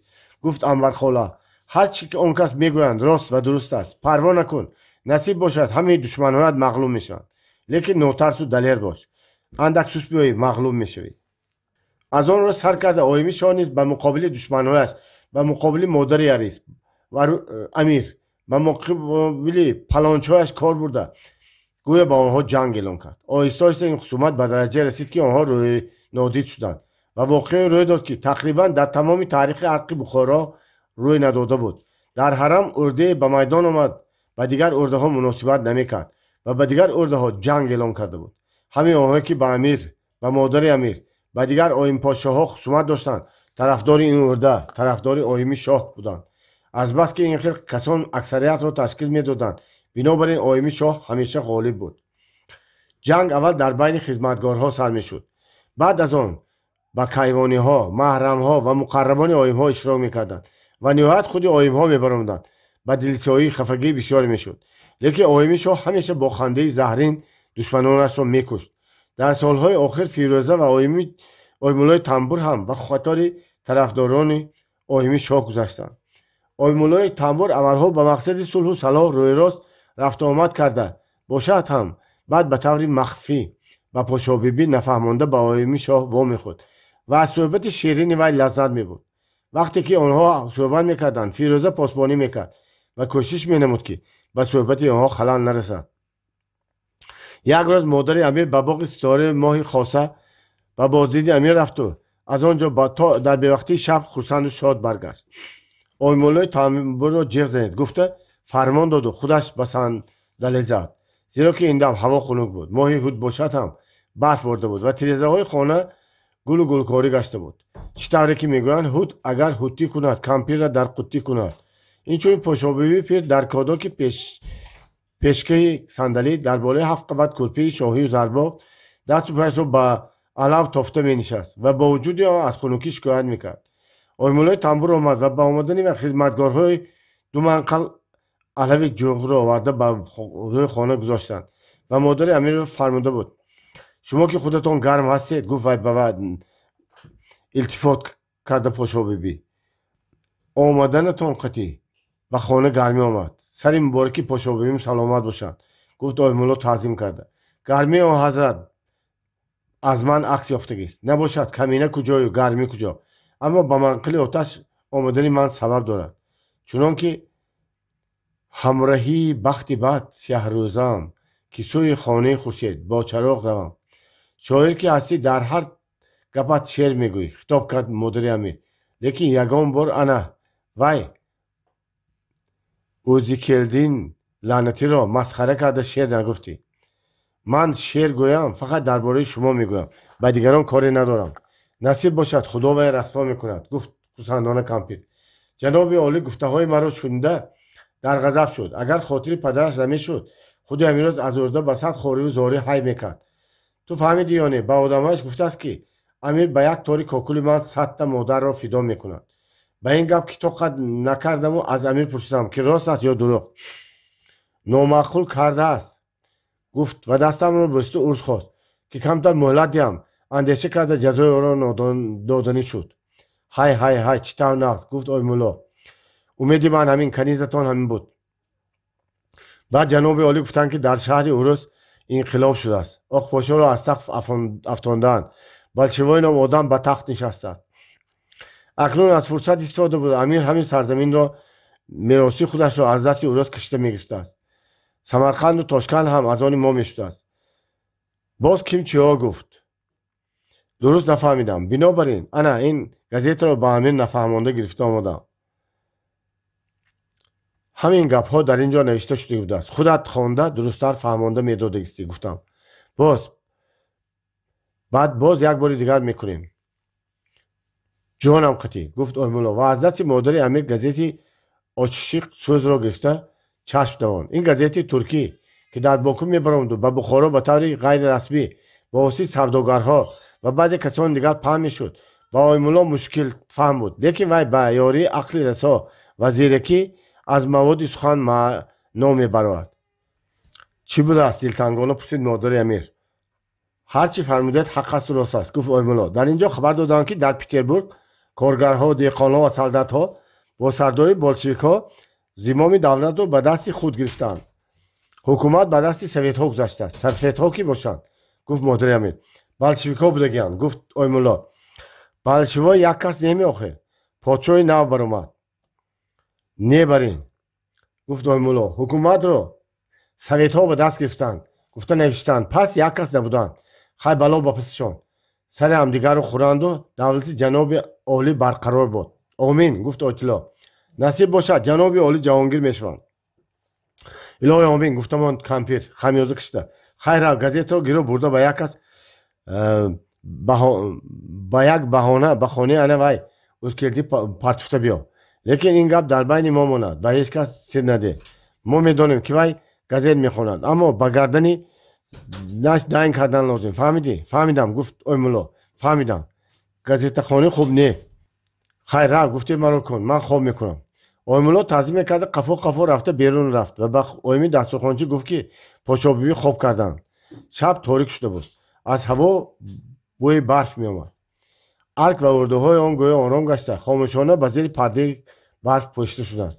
برای آی مولا اندک منتظر فرمایش بودن لازم نبود. آی مولا دسترخوانچی معصیت داد که او هم رفته خواب کند. لیکن آی مولا رفته خواب نکرد. در راه ارده او را فیروزه منتظر بود. آیمی شاه با شما انتظار گفت وای و گمانم خبر انقلاب روسیه را پرسیده میخواهند. وای از کجا شنیده بوده است؟ پرسید حیران شده آی مولا. از گازیت خواندگی است. گفت فیروزه. تبسم کرده. گازیت را از کجا میبرد؟ جوینده یابنده است. گفت باز فیروزه. تبسم کرده. آیمی شاه هم از دست تو نماند. با خطاب کرده گفت آی مولا میخوای که وای هم جدید شود؟ جدید شدن شرط نیست. گفت فیروزه. گازیت از خان شود به خودش نقص. با خودش نقضو اگر احتیاط میشد چی میشد است؟ کمپیر فهمیده است که وای گازیت میخوند. انا وای این گازیت رو به ستارمای خاصه دزدیده آورده که من با من داد که برده به خونه آیمی شاه پرتویم. در این دم چه آوازی پای شوندشت و آی مولا خاموش شد و هر دو از آنجا دورتر شد به ارده آیمی شاه در آمدند. حیله مادر امیر را فهمیده آیمی شاه خوب خندید. با این چی کردن میخواست است پرسید وی با گردن شما داین میکرد است که گازیتا میخونید چطور من در ستاره ماه خاصه نرفته باشم از خانه امیر گازیتا رو نگفته باشم خیلی بلا بپسش کپی نورو شوندگستید شوندم انقلاب شده است اما بانون شما چی فایده میداشته باشد من نمیدونم فیروزه که خاموش میشست به گپ همراه شد آتشی که تختی کلان رو سوزون به این کرسیچه ها نرسته نمیموند دغدغه ظالم تا به این دم میشود که پشت و پناه داشته باشد آق پاشا پشت و پناه جناب عالی بود پشت و پناه که نشد اون طرفش معلوم گفت مولا کی باشد اون روز که من هم به کثافتی از این قفس تنگ و زرین خلاص میشته باشم گفتم آن آیم شاه خدا خواهد گفت آی مولا لیکن به کارتان احتیاط شد فیروزه تو هم اگر امیر به کارهای کلان دست داده بودند فیرش میگردد و تقصیر ما مایدگان را نمیبخشد من میدونم گفت فیروزه مور زخم خورده دهشتناکتری میشود من نمیترسم گفت آیمی شاه از این خیلی زندگی زنده بگور مردن بهتر است لیکن من با آسانی جان دادن نمیخوام کاشکی جدیدها مرا هم به خود همراه میکردم در یک شب هم ارکو هم ستاره ماه خاصه را آتش میزدم آیمولا تبسم کرد و گفت برای همین هم جدیدها شما را به خودشان همراه نمیکنند کار آتش زنی شما به کردار عاشقی بسر مانند است پنجه زد عشقت لباس پارسایی پاره شد طاعت 100 ساله هم تاراج یک نظاره شد یک گپ میزنید دیگه گفت آیمی شاه که به وجد آمده بود واضح را خواندم در حقی من و شما ناز گفته است بلبل آسودگی از جان نه تو داری و نه من صبر به آن گل خندان نه تو داری و نه من زاهدا تن من از عشق نکویان تا چند کین همه تقوی و عرفان نه تو داری و نه من صبر و تحمل گفت باز آی مولا وقتش میرسد آسوده هم میشود گل کردن عشقتان را هم میبینید خیر اکنون من میروم این گازیتا را موافق سفارش بانده میروم شما اختیار دارید خواهید نیست میکنید خواهید میمانید نه من نیست نمیکنم آمده کافتی آبان مالش انا بعد عیب خودشان را به گردنشان مانده چنان کنم که لیکن آیمی شاه صبر کرده بود شایع شدن گازیتاخوانی و گویا به جیتها هم دست بودن او امیر را خسانده ماند ولی با آیمی شاه خیلی سخت معامله کرده از کجا و چه رسیدن گازیتا را پرسید آیمی شاه گفت که اثبات کردن شد که این همه تهمت و اغوای مادر وی است دشمنی و بدکردارترین پادشاهی است لیکن امیر سخنان او را نشنید به اثبات و دلیلهایش اهمیت نداد برعکس تهدید کرده گفت که اگر آیمی شاه باز همین کارش را دوام دهد اگر باز از خانه و گازیتا یابند کارش را گنده میکند آیمی شاه با قهر و محبت امیر را برگردانانی بود نشد امیر به طور جدی قهر کرده برآمد و رفت آیمی شاه از این رفتار امیر نه اینکه به واهمه و ترس افتاد بلکه به غضب شد چون آتش درگیز و همین کینه و عداوتی او از سر نو به جوش آمد خدمتگارها خبر دادند که امیر پیش از به اردو آمدن به نزد مادرش درآمده است پس باعث قهر و جهل امیر این دفعه هم مادرش شده است اگر امیر خیلی دوام کردن گیرد این کمپیر در حق او کارهای بسیار کرده میتواند امیر عقل قضایی ندارد گوساله برین گفته‌های کمپیر را به آب طلا می‌نویسد و به حق او جفا می‌کند نه وی به آسانی جان دادن نمی‌خواهد بهتر این که اول مادر امیر جان دهد سوخته مراد خاکستر شود با همین عقیده و به همین غضب نزدیکترین خدمتگار دختر خدا که با اعتماد داشت جیغ زده گفت همیشه گفتگی ما رو میکنیم سوزاندن بله سوزاندن خاکستر کردن گفت آیمی شاه صرف کردیست و نیم شب در شود همه خواب کنند همه جا آسوده شود انا بعد آهسته آهسته به خانه دو بهره می‌دوی در آنجا کسی نیست از خانه دو بهره با واسطه مدانش به خانه بلندی روی برو بالا میبری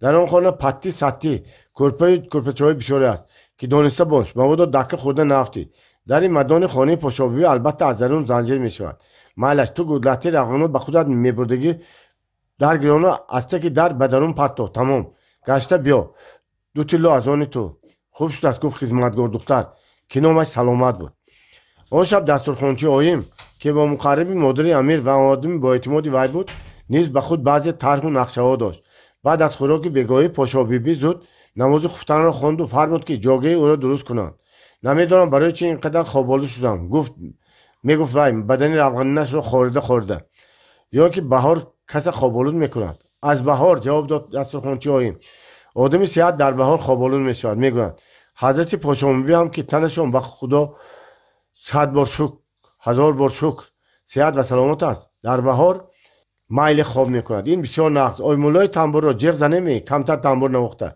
نه در کن نه گفت خمیازه کشته مادر امیر و کورتویش رو بایوری اویمی دسترخوانچی کشته با یک کویلکچه زیرین به جوگه در آمد. بطن فربه و روغنی و در بین کرپه های پریقو قوت رفت. اویمی دسترخوانچی به خدمتگار و دخترخانه ها گفت که به خانه پایان رفته خواب کنند. فقط یک نفر از زنهای نزدیک و دلپرمیشتگی را خود را در دهلیز نگاه داشت و با وی تا قریبه نیمی شب لقیده نشست. بعد از جا برخاست و به خانه کلان در آمد. نوگنوکی پا رفته به نزد جاگه پشابی رسید. دید که وی فخار زده خوابیده است. پس به در مدان نزدیک شده آن را آهسته پوشاند. دلش سخت میتپید، دستانش میلرزیدند، زیرا که به اجازه پشابی جانذات حق و حقوقی به این مدان در آمدن را نداشت. اویمی دسترخوانچی هم به فرمایش خودی کمپیر می‌در آمد. چیز لازمه را میگرفت و زود میبرآمد. هر دفعه هدف نگاه‌های شگفت‌انگیز مادر امیر میگشت. این دفعه پیش از آن که به خانه و درون مدان تاریک درآید باز یک بار دیگر برگشته به جوگاه نگاه کرد. کمپیر آسوده خواب میکرد. اویمی دسترخوانچی هرچی باد و باد گفته خدا به درون مدان گرفت. در این مدان وسیع که گنجایش‌دار خزینه اساسی پاشابیبی صندوق و صندوقچه‌های بسیار پر از جواهرات و طلاواری جا گرفته بود.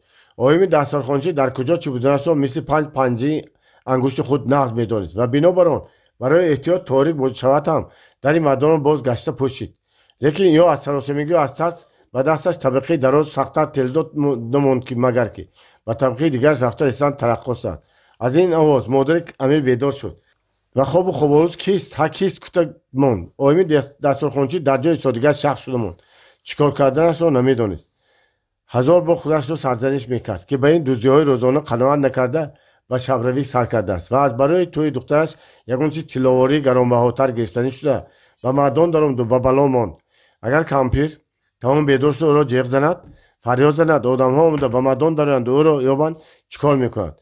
بعد از اینکه از همه مرتبه و منصبش محروم میشود بلکه حبس و به درغ شدنش حتمی است. دقیقه ها مثل سال میگذشتند. کمپیر بدبخت بدنش را خورد و گویا به پهلوی دیگر برگشت و باز فخ فخ نفسی آسوده کشید. گرفتنی وی شونده شد. خدایا شکر گفت دسترخوانچی و یک نفسی آسوده کشید. لیکن هنوز هم به جنبیدن حراسه نداشت و حتی از بلند نفس کشیدن میترسید. خودی در همین دم از طرف در دیگری مدان که برای بلند شده میشد آواز شیپ شیپی را گشته نزدیک شدن کسی نزدیک شد و دست در را تله داد یا که کشیده دید. در از درون زنجیر بود شده نشد. پس آوازی زده شدن گوگل شنده شد و دقیقه بعد درون مدان تاریک را شعله چیزی سوزان روشن کرد. اویمی دسترخوانچی اول به چیز صرفم نرفت، مثل مرده شخ شده مانده بود. لیکن بعد یک باره معنیش کار کرد و از خستی بعد آگاه گشت و فریادی ناگهانی کشیده و کفشانش دسته سوزان را کشت و زنجیری در را گشوده خود را به خانه بلند گرفت که نیم تاریک بود و اندک روشنی از تیره‌زا داخل شونده و چشم در تاریکی آموخته شده وی شخص گریزنده را نشان داد. ایستا ایستا گفت وی فریاد کرده. شخص گریزنده در قریبی در دهلیز به چیز پیشپا خورده افتاد و اویمی دسترخوانچی ناترسانه خود را به بالای وی پرتافت.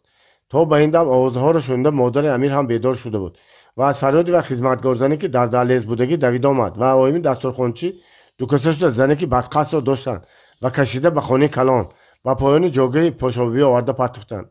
در اینجا در روشنی لامپه دور لیپلته سیوم همه دیدند که آن زن خدمتگار خاصی اویمی شاهد است.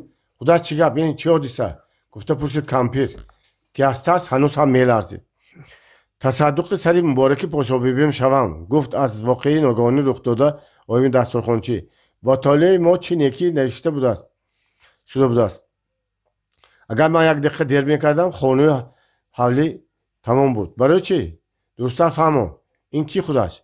این گفت دسترخوانچی خدمتگار خاصی اویمی شاه است و قصد شما با قصد جان شما حضرت آمده است. این را شنیده هوش از سر کمپیر پرید و خوسیده در جوگاه خود را بالاتر کشید. توبه کردم خدا گفت باز کمپیر. آخرین به من درستتر یک گفته فهمان نت خودش چی گفت؟ جانم قطی گفته دسترخوانچی و چنان فهماندن داد که گویا وی از چیز رمیده به خانه درآمده است و از پاشابی خبر گرفته در پایین جوگاه نشسته است و چرا پاشابی چندان آسوده خواب نکرده در ربوها خوابشان بیقرارند. در عین فکر و خیال نخست فهمیده است که کسی در مدان را از طرف خانه بلند میکشد.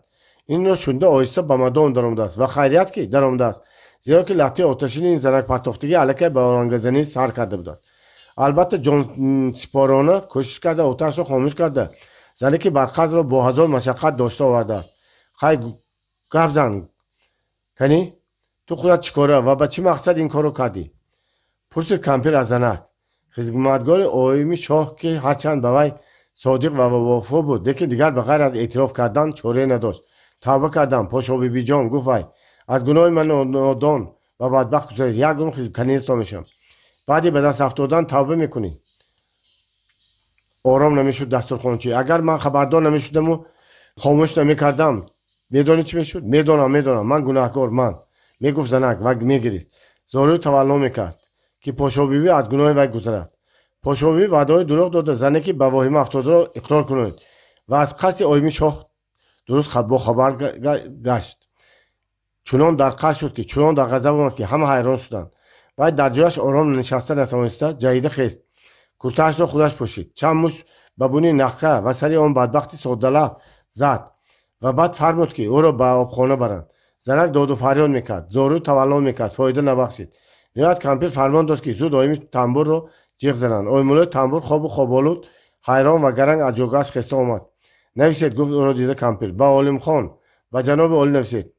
آیمولا تعظیم میکرد و قلم و کاغذی دسترخوانچی مهیا کرده را به دست گرفته با نظر سوال برای کمپیر نگاه کرد. از کمال غضب چشمان کمپیر تاسی پرخون شده بودند. رنگش سفید کنده لبان بیخونش پیر میپردند.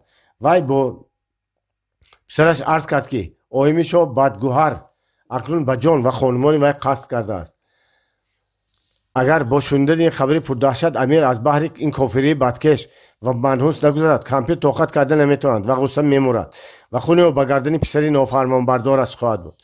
با پایان مکتوب کمپیر مهر خود را گذاشت و فرمود که آن را زود به ستاره ماهی خواسته فرستانند. روز دیگر امیر خط طلاق آیمی شاه را به خودش فرستاد و پس از یک هفته او را به سید بیگ نام سرکرده که از قبیله یا قاچدی بوده مرد بدبوریش افلاس بدنما دغل و فاسق بود به زنی بخشید.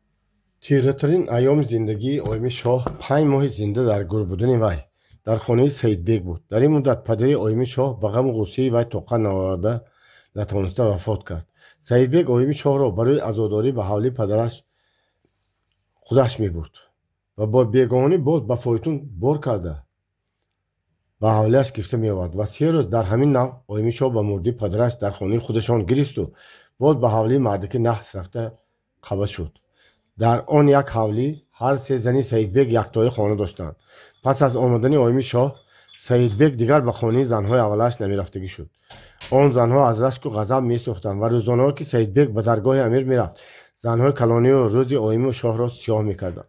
هرچند که آیمی شاه با عقل و تدبیر و دانش و منطق پناهجویش را به قفا میشناند لیکن دل خودش خون میشد. بیکا جانها میگفت وی خودتان شاهد و گواه هستید که مرا به این خاندان زورن آورده بدبختی اولین و آخرین کردند. شوهر شما هر چقدر که از من دور باشد من همان قدر شادم. من هر چی که از دستم آید میکنم از روی نحسی وی کمتر بینم. به خصوصی و امیر سید بیگ را به طرف حصار به کار فرستاد. وی در آنجا تقریبا 2 ماه گمنام شده رفت. بعد آمد و به جای آیمی شاه بلا شد. آیمی شاه 1 ماه دیگر زوران و ظلمان صبر کرد و نهایت انقلاب شد. گردم فیروز جان میگفت آیمی شاه روزها آخرین سرگذشت خود را بیان کرده. هنوز انقلاب نشده هنوز جنگ سر نشدم پیشتر من از دست سید بیگ خودم را خلاص کرده شدم. در آن گورخانه من نه اینکه از دنیا خبر نداشتم و نه میدانستم که انقلاب شده است بلکه از خودم بیخبر بودم. زندگی پرعذاب و صحبت جگرخون کننده سید بیگ منحوس چنان به جانم رساند که از دنیا بیزار شدم. یک شب نبود در حوالی همه خواب بودند فقط من بیدار و میگستم. نخست به خاطر آمد که از این خیل زندگی کردن مردن بهتر نیست مگر. زود به یک قطار موتیش آمد و از جا جاییدم.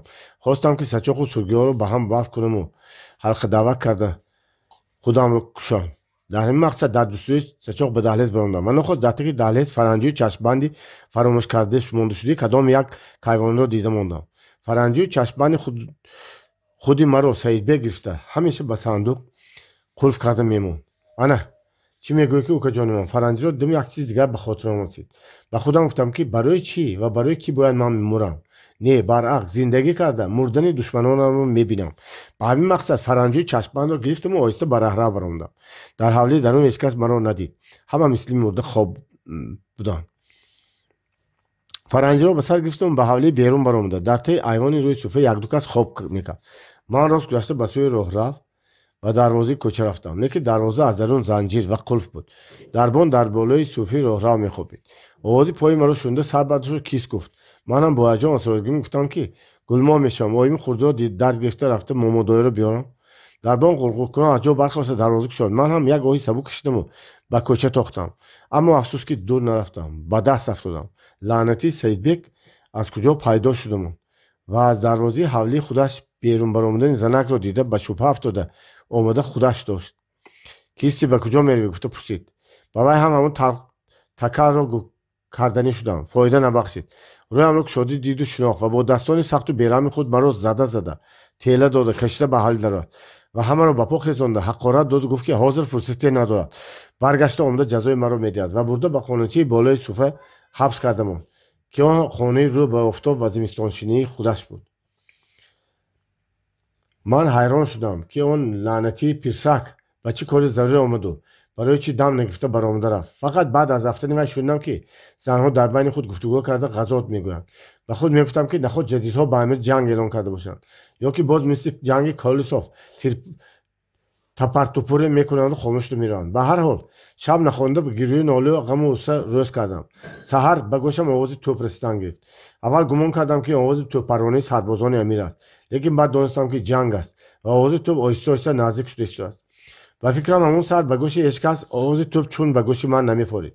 ҳар зарба, ҳар тир ба ман муҷдаи нав, хабари тозае аз зиндагӣ меовард. то рафт умеди барборгаштаи ман бармегардонд ва фараҳ меофтам. ниҳоят дар кушода шуду кайвонӣ омада даромад.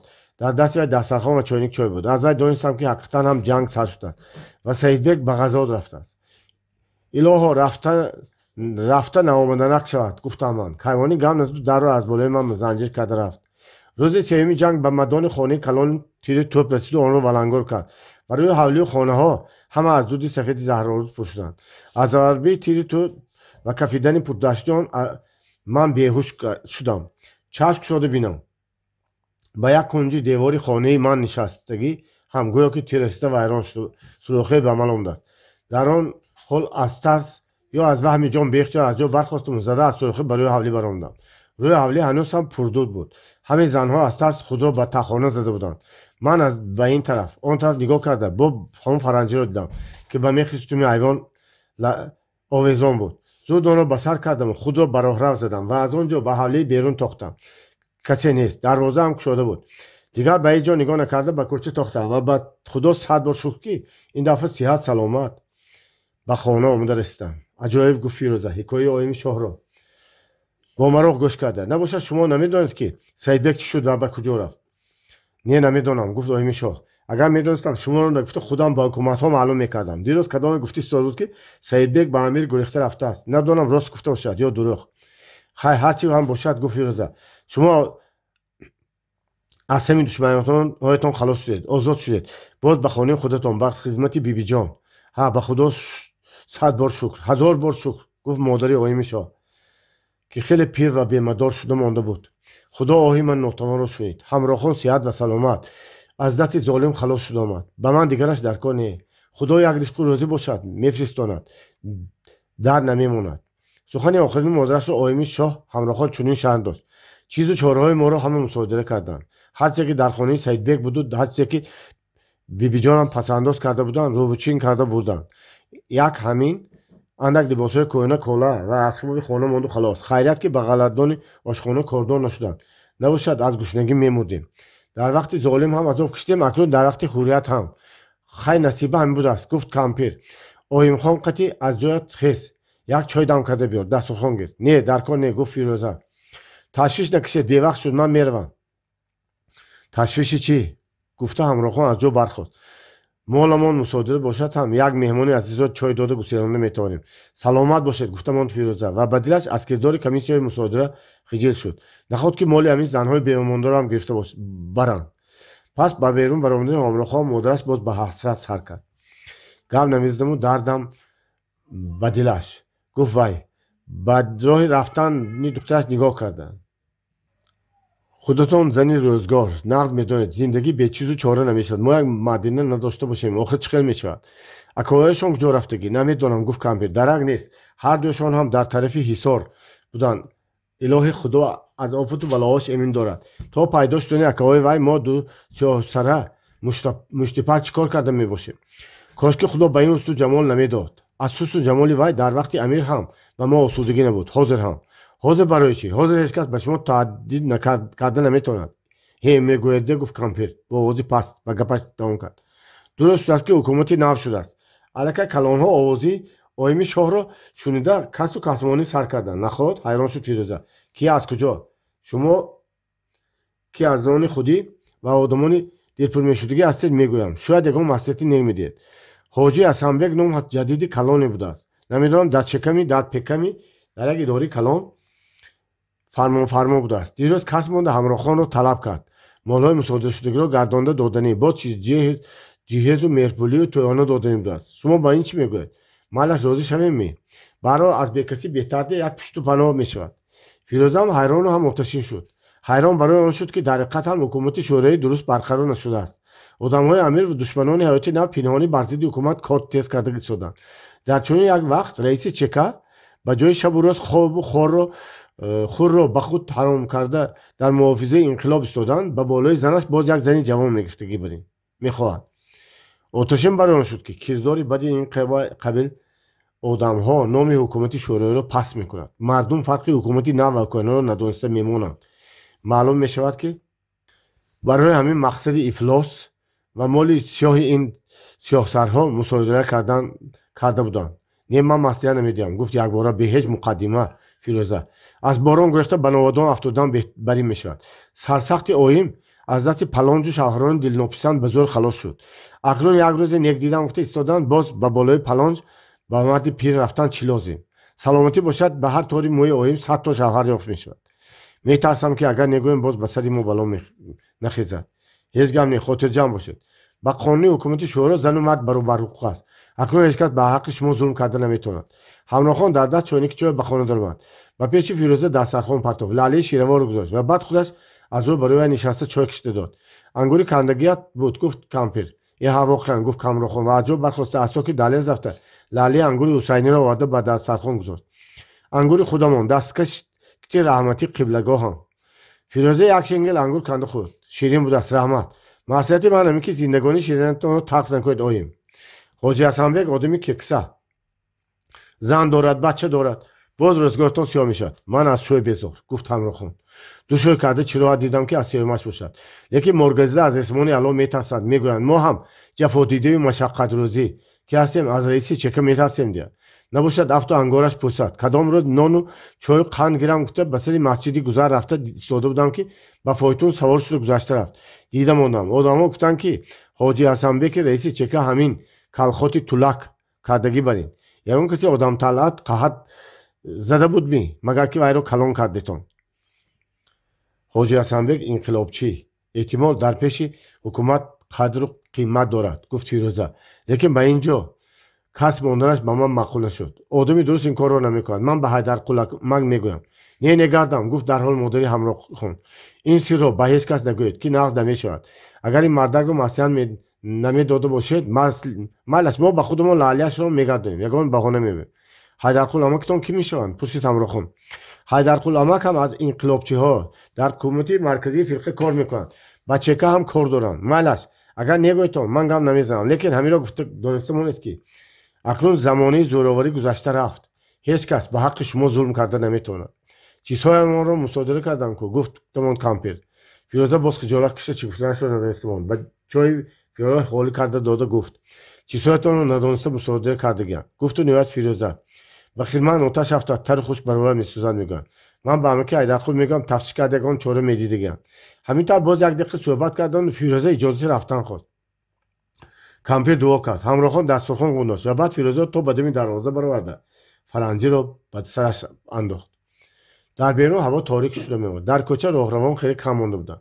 дар роҳи калони паси мадрасаи араб аскарҳо шавгатҳо ба дастҳо фонус истода буданд. Фирӯза аз онҳо қариб рафта буд ки шавҳараш асоро дидан широқ ба аскарҳо гавзалон истода роҳи ӯро мепоид.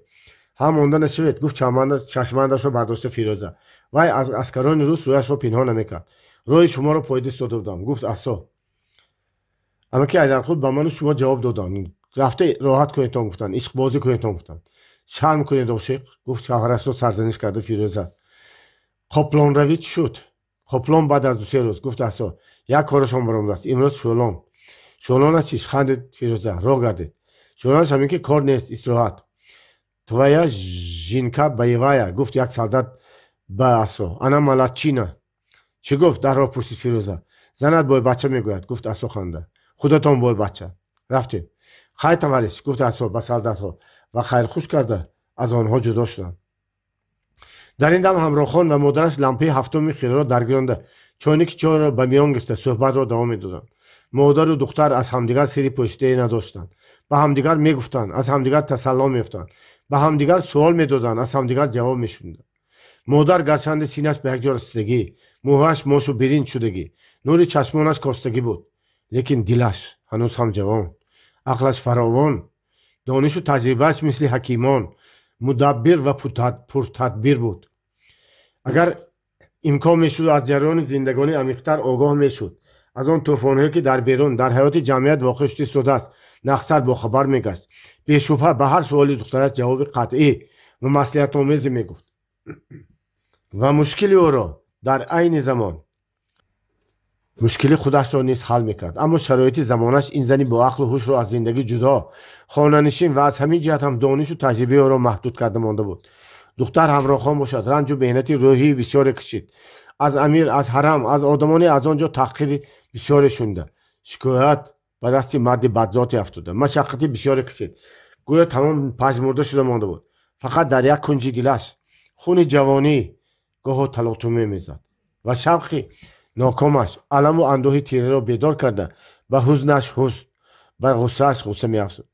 кайҳо боз инқилобро мунтазир буд, зеро фаҳмида буд ки инқилоб тоҷу тахти амир ва хонаи зулму зӯровариро хароб мекунад. бинобар ин инқилобро хурсандона пешвоз гирифт ва аввалин невати инқилобро халосӣ аз зулми Саидбеку дидори модарро ба даст овард. лекин дар айни шодкомӣ, дар айни хурсандӣ ба ҷоми айши ӯ заҳр омехтанд. боз ғуссои нав сар шуд. бинобар ин вай ҳайрон буд, намедонист ки чӣ кор кунад, ба кадом роҳ равад, ки дар охир ба мақсад расад. гапҳои Фирӯза дуруст ба намемонанд, гуфт ба модараш. боз аз борон гурехта ба новодон нафтем. гапҳои Фирӯза дурусту, гуфт кампир ба андеша фурӯ рафта. ба дилон, лекин худо медонад чӣ, ба Фирӯза боварӣ надоред? дар ин сину солу дар ин замона ба ҳар кас бовар кардан нашояд. кӣ медонад, Фирӯза ҳам аз одамони худашон буданашон мумкин. Ҳайдарқул амак дорам гуфта мегӯяд. дар чеками, дар секами кор мекунад мегӯяд. мабодо барои аз мо гап гирифтан фистода бошанд. гап гирифтан гиранд. ҳайрон шуда пурсид ҳамроҳхон. ба ростӣ аз Саидбекро мепурсид. наход ки аз мо гап гирифтан мехоҳанд. тавба. ҳарчӣ бошад ҳам ту зани амир будӣ, зани саркардаи амир будӣ. албатта аз мо шубҳа мекунанд. ҳамроҳхон оҳ кашиду хомӯш монд. Фирӯза ку худаш асира буд, худаш азурдаи амир дар азоб буд, худаш шоҳиди зиндаи рӯзҳои сиёҳи оими шоҳ буд, худаш ба ҳадди имкон ба оими шоҳ ёрӣ додан мехост. боз чиро аз вай гап гирифтан мехоҳанд? бо дили софу нияти пок наомада, ба мақсадҳои пинҳонӣ ва сиёҳ аз дари хонаи вай медорад. дар дунё чӣ хел одамҳо зиндагӣ мекунанд? намемонанд ки як сиёҳсари бадбахт чанд рӯз осуда нафасе кашад ва осуда зиндагоние кунад. охир вай ку ба ҳеҷ кас гандагӣ намекардааст, вай ку боиси ташвиши касе нагаштааст. пас чаро ӯро ташвиш медиҳам? агар ваъдаҳояш рост бошад, агар ба мо паноҳи ҳақиқӣ мешуда бошад, майлаш розӣ шавӣ, чӣ мешуда бошад? гуфт модар пас аз каме фосила ва боз ба гапаш давом намуд. ба ҳар ҳол калоншавандаи ҷадидҳо, сардори чека фармонфармоӣ дорад. аз берун бало будан ба даруни бало будан беҳтар аст мегӯянд. агар розӣ нашавам, агар негӯям дастархонашонро гардонем чӣ кор мекунанд? тӯҳмат карданашон мумкин, ҷои пинҳон шудагии Саидбекро мекобад. аз вай умедашро накандааст. чиру чораҳо тилло олоҳои амирдодигиро пинҳон кардагӣ. хай тӯҳмат кунад кардан гирад, худаш ба тӯҳмат гирифтор шавад. осмонро ба болои сарам, заминро аз зери поям гирифта наметавонад. میتواند گفت مادر به چشمش آب چرسد هر چی کار کردنش ممکن خدا نکند الهی دشمن غدار چنان کارهای کند که دنیا به کس تنگ و تاریک میگردد بهترش به تقدیر تن دادن در کار مالا سین سال تو هم به جای رفته ماند برای دختری جوان نیستی در این فرصت بی شوهر بودن هم خوب نیست شاید به این مردک بعد بختت بازد و آسوده شوی آیمی شما فکر کرده ماند و پس از فرصتی از جا برخاست خب بیایید خواب میکنیم کنی پگاه شاید یگان گپ میشدگیستی کار شب خنده روز میگن زور روزانه شعله آفتاب مشکل ما رو حل کند مالش گفتمان کمپیر و او هم از جا برخاست من یک طهارت کرده نماز خفتن رو میخوام تو جهت رو پس خواب کن بچه کمپیر برای حولی برآمد شب تاریک بود باشد هم آسمان پرستاره بود شعله فیلترسوزی که در راه رفت گرانده مانده بود بغیر راه نشان میداد همراهان روی خانه خود داشته دو جاگاه پرتافت و بعد به جاگه خودش دراز کشیده و فکر فرو رفت در بین تمامی دختران عالم یگانه کسی که مثل وی سیاهبخت نشدگی است لیلی افسانوی مجنون داشت در راه عشق وی قربان شد چه بخت بزرگه شیرین دو عاشق داشت دو مردان دو قهرمان زمان به وی دل باخته بودند به هر حال شیرین با خسرو کامروا شد در عشق فرهاد جان سپرد زی سرفرازی هر یک گدا دختری شهر بخارا به خودش مناسب یاری دارد و شبها دل خوش اما وی نه کاه شد نه دان دلش عشق بجوید دلش میتپد دلش خون میشود لیکن نمییابد جوانی باشد که به وی مناسب به وی همدم به وی یار در عشق آن جوان غزل خواند ترانه گوید در عشق آن جوان شکوفد در عشق آن جوان سحر تا بلبل همراه گردد اما کنی وی کجاست آن محبوب دلخواه وی همراهان گل خواست بخار دچار آمد وی شهد طلبید زمانه زهرش داد دلش شعر و ترانه میجست طعنه و حقارت شنید حدیث عشق گفتن دل گشادن نیت داشت اندوه و غم کلفت و الم شمردن لازم آمد از انقلاب از دیگر شده ایام امید داشت ولی هنوز خبری نیست نخواد انقلاب شامی او را سحر نکند نخواد که گله می بخت او سیاه ماندن گیرد گله می بختی کسی را که بافتن سیاه با آب کوثر و زمزم سفید نتوان کرد در این دم کمپیر به خانه درآمد و گفته های آخرین همراهان را که به زبان آورده بود شنید و جوابش چنین بود این که پیرانه سرم صحبت یوسف بنواخت اجر صبر است در کلبه احزان کردم باب 5 حیدرقل و سید پهلوان از طی دروازه مزار راست به بازار جو رفته از پیش مدرسه کوکرتاش گذشته تا به نامگیر مسجد مغاک رسیدند سید پهلوان در اینجا نیز آثار جنگ را ندید همه کوچه بازارها مدرسه و سرایها حفظ و صحن مسجد و خود مسجد دیوانه بیگی و رسته ها همان طوری که پیش از انقلاب بودند ایستاده و برقرار بودند فقط بسیاری دکان ها بسته و در کوچه ها مردم کمتر رفت آمد میکردند دکاندارهایتان کجا شدند پرسید سید پهلوان همه دکان ها تخته بندی کو اگر دکاندارهای ما میشدند گفت حیدرقل همه دکان ها گشوده و بازار در جوش و خروش میشد افسوس که همه دکان های دوره امیری دکاندارهای بخارای شریفند اینها از ضربه اولین انقلاب ترسیده گریخته و مشخانه ها جای شدند خیر حکومت سودای تجارت را منع میکنند مگر پس مردم چیز در کاری خود را از کجا میخرند حکومت سودای تجارتی خصوصی را حالا منع نکرده است اعلان شد که دکاندارها آمده به سودای مقرره خود مشغول شوند لیکن تجارت با خارجه در دست حکومت میشود این دکاندارها میتوانند از حکومت یغلو خریده به خلق میده کرده فروشند خود حکومت دکان کشاید چی میکشند آهسته آهسته دکانهای بسیاری حکومتی میشود بعد دکانهای کاپیراتیو میشود کاپیراتیو چی مهنتکشان به میان پول گذاشته شرکت ها میسازند که نامشان را کاپیراتیو میگویند کاپیراتیوها فقط برای اعضاهای خود مال ارزان آورده میفروشند فایدهش را تقسیم میکنند و فایدهش با دکان نمیکشند نرخ ما را کمتر میکنند نقص کو حالا در آینده بسیار کارهای نقض می شود لیکن اول از دشمن ها کمتر آسوده شده گرفتن لازم دشمن ها نیست شدگیستان کو امیر گریخت دیگرها به دست افتادند باز حدیکی است که به مقابل حکومتی شورای سر بردند هستند هر خیل هستند جوره با اداره هم صحبت میکنیم آنها از تگی تاقی صرافان گذشته راست به سوی حوض رشید و سرای پست روانه شدند. در کوچه و رسته‌های بخارا گویا که دیگرگونی نمایان نشده باشد هم سید پهلوان حس کرد که خودی هوای اینجا، طبیعت و محیط اینجا دیگر شده است. در اینجا بیرق‌های سرخ در پرافشانی بودند. در هر جا شعارهای انقلابی آویخته شدند که مردم را به حیاتی نو به زندگانی مسعودانه آزادانه دعوت می‌کردند. در سیمای جوانها، در سیمای آنهایی که در این کوچه ها گشت و گذار می‌کنند، آثار خرمی، شادی و غلبه هویداست. بسیار جوانها لباسهای نو، کلاچه شلوار پوشیده و بازارها لنته‌های سرخ بستند. در همه جا، در هر کس این رنگ سرخی انقلابی شعله افکن است. سید پهلوان حس می‌کرد که وی آهسته آهسته چی بودن این انقلاب را فهمیده، خودش هم از هوای انقلاب نفس گرفته شده است. وی روشن حس می‌کرد که در این هوای تازگی، صفا و خرمی پر است. این هوا پیران را جوان، جوانان را پهلوان می‌کند. حیدرقل به سوی دروازه‌خانه کلان برگشت که در بالای آن در لوحه رنگین با خط عربی و روسی به گمان نام اداره نوشته شده. در آن دو طرف بالای دروازه بیرق سرخ الوان زده شعارها گرداگردی آن را آرا داده است.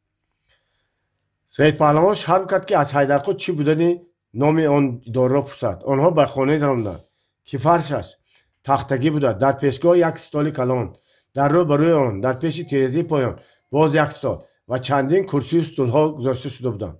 نقش و نگار خانه، تاق و تاقچه بنده های آن طوری که پیشتر بود باقی مانده بود. حیدرقل از پس استال کلان به کرسی دستک مانکدار رفته نشست و به کاغذهای روی استال دقت کرد. بعضی از آنها را گرفته خواند. بعد به سید پهلوان که هنوز راست داده خانه را از نظر میگذارد مراجعت کرد. چی نخره؟ چی راست داده موندی؟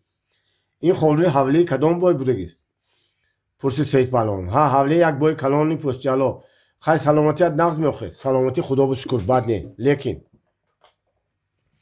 لیکن حالا قصه بد بودگی است. روزگار تنگ نپرسیاره. لاغ همین سال از قرض خلاص شدن گفته بودم نمیشدگی برین. یک تونه برادر، هزارها کمبغلان و قشاقان قشلاق نان خوردنی ندارند. لیکن یک توده شکم غفصهای درون شهر و بایهای زمیندار قشلاق آستینهایشان را از طلا شده رفتگی. انقلاب باید همین اساس را زیر و زبر کند. اکنون کمبغلان و قشاقان باید بر راحت شینند. محنتکشان باید نفسی آسوده کشند. چخیل از کجا؟ مثلا من که دیقان کمبغل هستم. سرزمین میشوی گفت سید پهلوان بریده حیدرقل را. حکومت به تو زمین داده میتواند، برای کاشتن تخمی میدهد، بیفایده پول قرض میدهد، اسباب دیقانیت را مکمل میکند، گاو میدهد، اگر ضرور باشد گاو هم یافته میدهد. به همه به احتیاجمندان، به کمبغل و محنتکشان البته. نباشد انقلاب برای کمبغلان حضور جان بوده است. خیلی استا که جنجال آب چی میشود؟ انقلاب ابر پیدا کننده زمین ها را نم جوها را پر از آب کرده نمیتواند کرد. میتواند گفت باز با طور قطعی حیدرقل. سید پهلوان برای او نگاه کرد. جدی میگوید یا عرض میکند؟ حیدرقل جدی، خیلی جدی به نظر مینمود. سید پهلوان اراست و دیگر گم نزد. اما حیدرقل پس از دقیقه فکر کردن گفت بله میتواند. پیش روی دریاها را بند کرده، جوها را پر از آب میکند و جنجال آب خاتمه میدهد. و از جا برخاست و برای خانه قدم زد. ایستاده به گپش دوام نمود. لیکن برای همه این کارها پیش از همه انقلاب را پایدار و مستحکم کردن لازم. انقلاب شد که گفت سید پهلوان امیر را حی کردید، به دولتش به خزینه‌اش صاحب شدید. ارک قاضیخانه و میرشخانه به دست خودت حکومت افتاد. باز چی؟ باز گفت حیدرقل برگشته به سوی سید پهلوان نگاه کرده، تبسم کرد. حالا گپ بسیار گفت. امیر را حی کردیم، این اولی کار است. حال بیخود ریشی امارت پوسته باشد هم چقدر پهن شدگی. آنها در بین مردم ویرانی پیدا شده و آسودگی و به کار مال بار خلل میدهند. بعضا آنها را افته گشتن مشکل. حکومت زور چشمش پربین باید باشد. حکومت زور تصدیق کرد خانه را حیدرقل. لیکن کی میداند در میان حکومت هم از ریشه های امارت بودنش ممکن. نظر به شنیدنم رفکم اسد مقصوم را به رئیسی کمیسی مبارزه با باسمچی ها تعیین کرده است.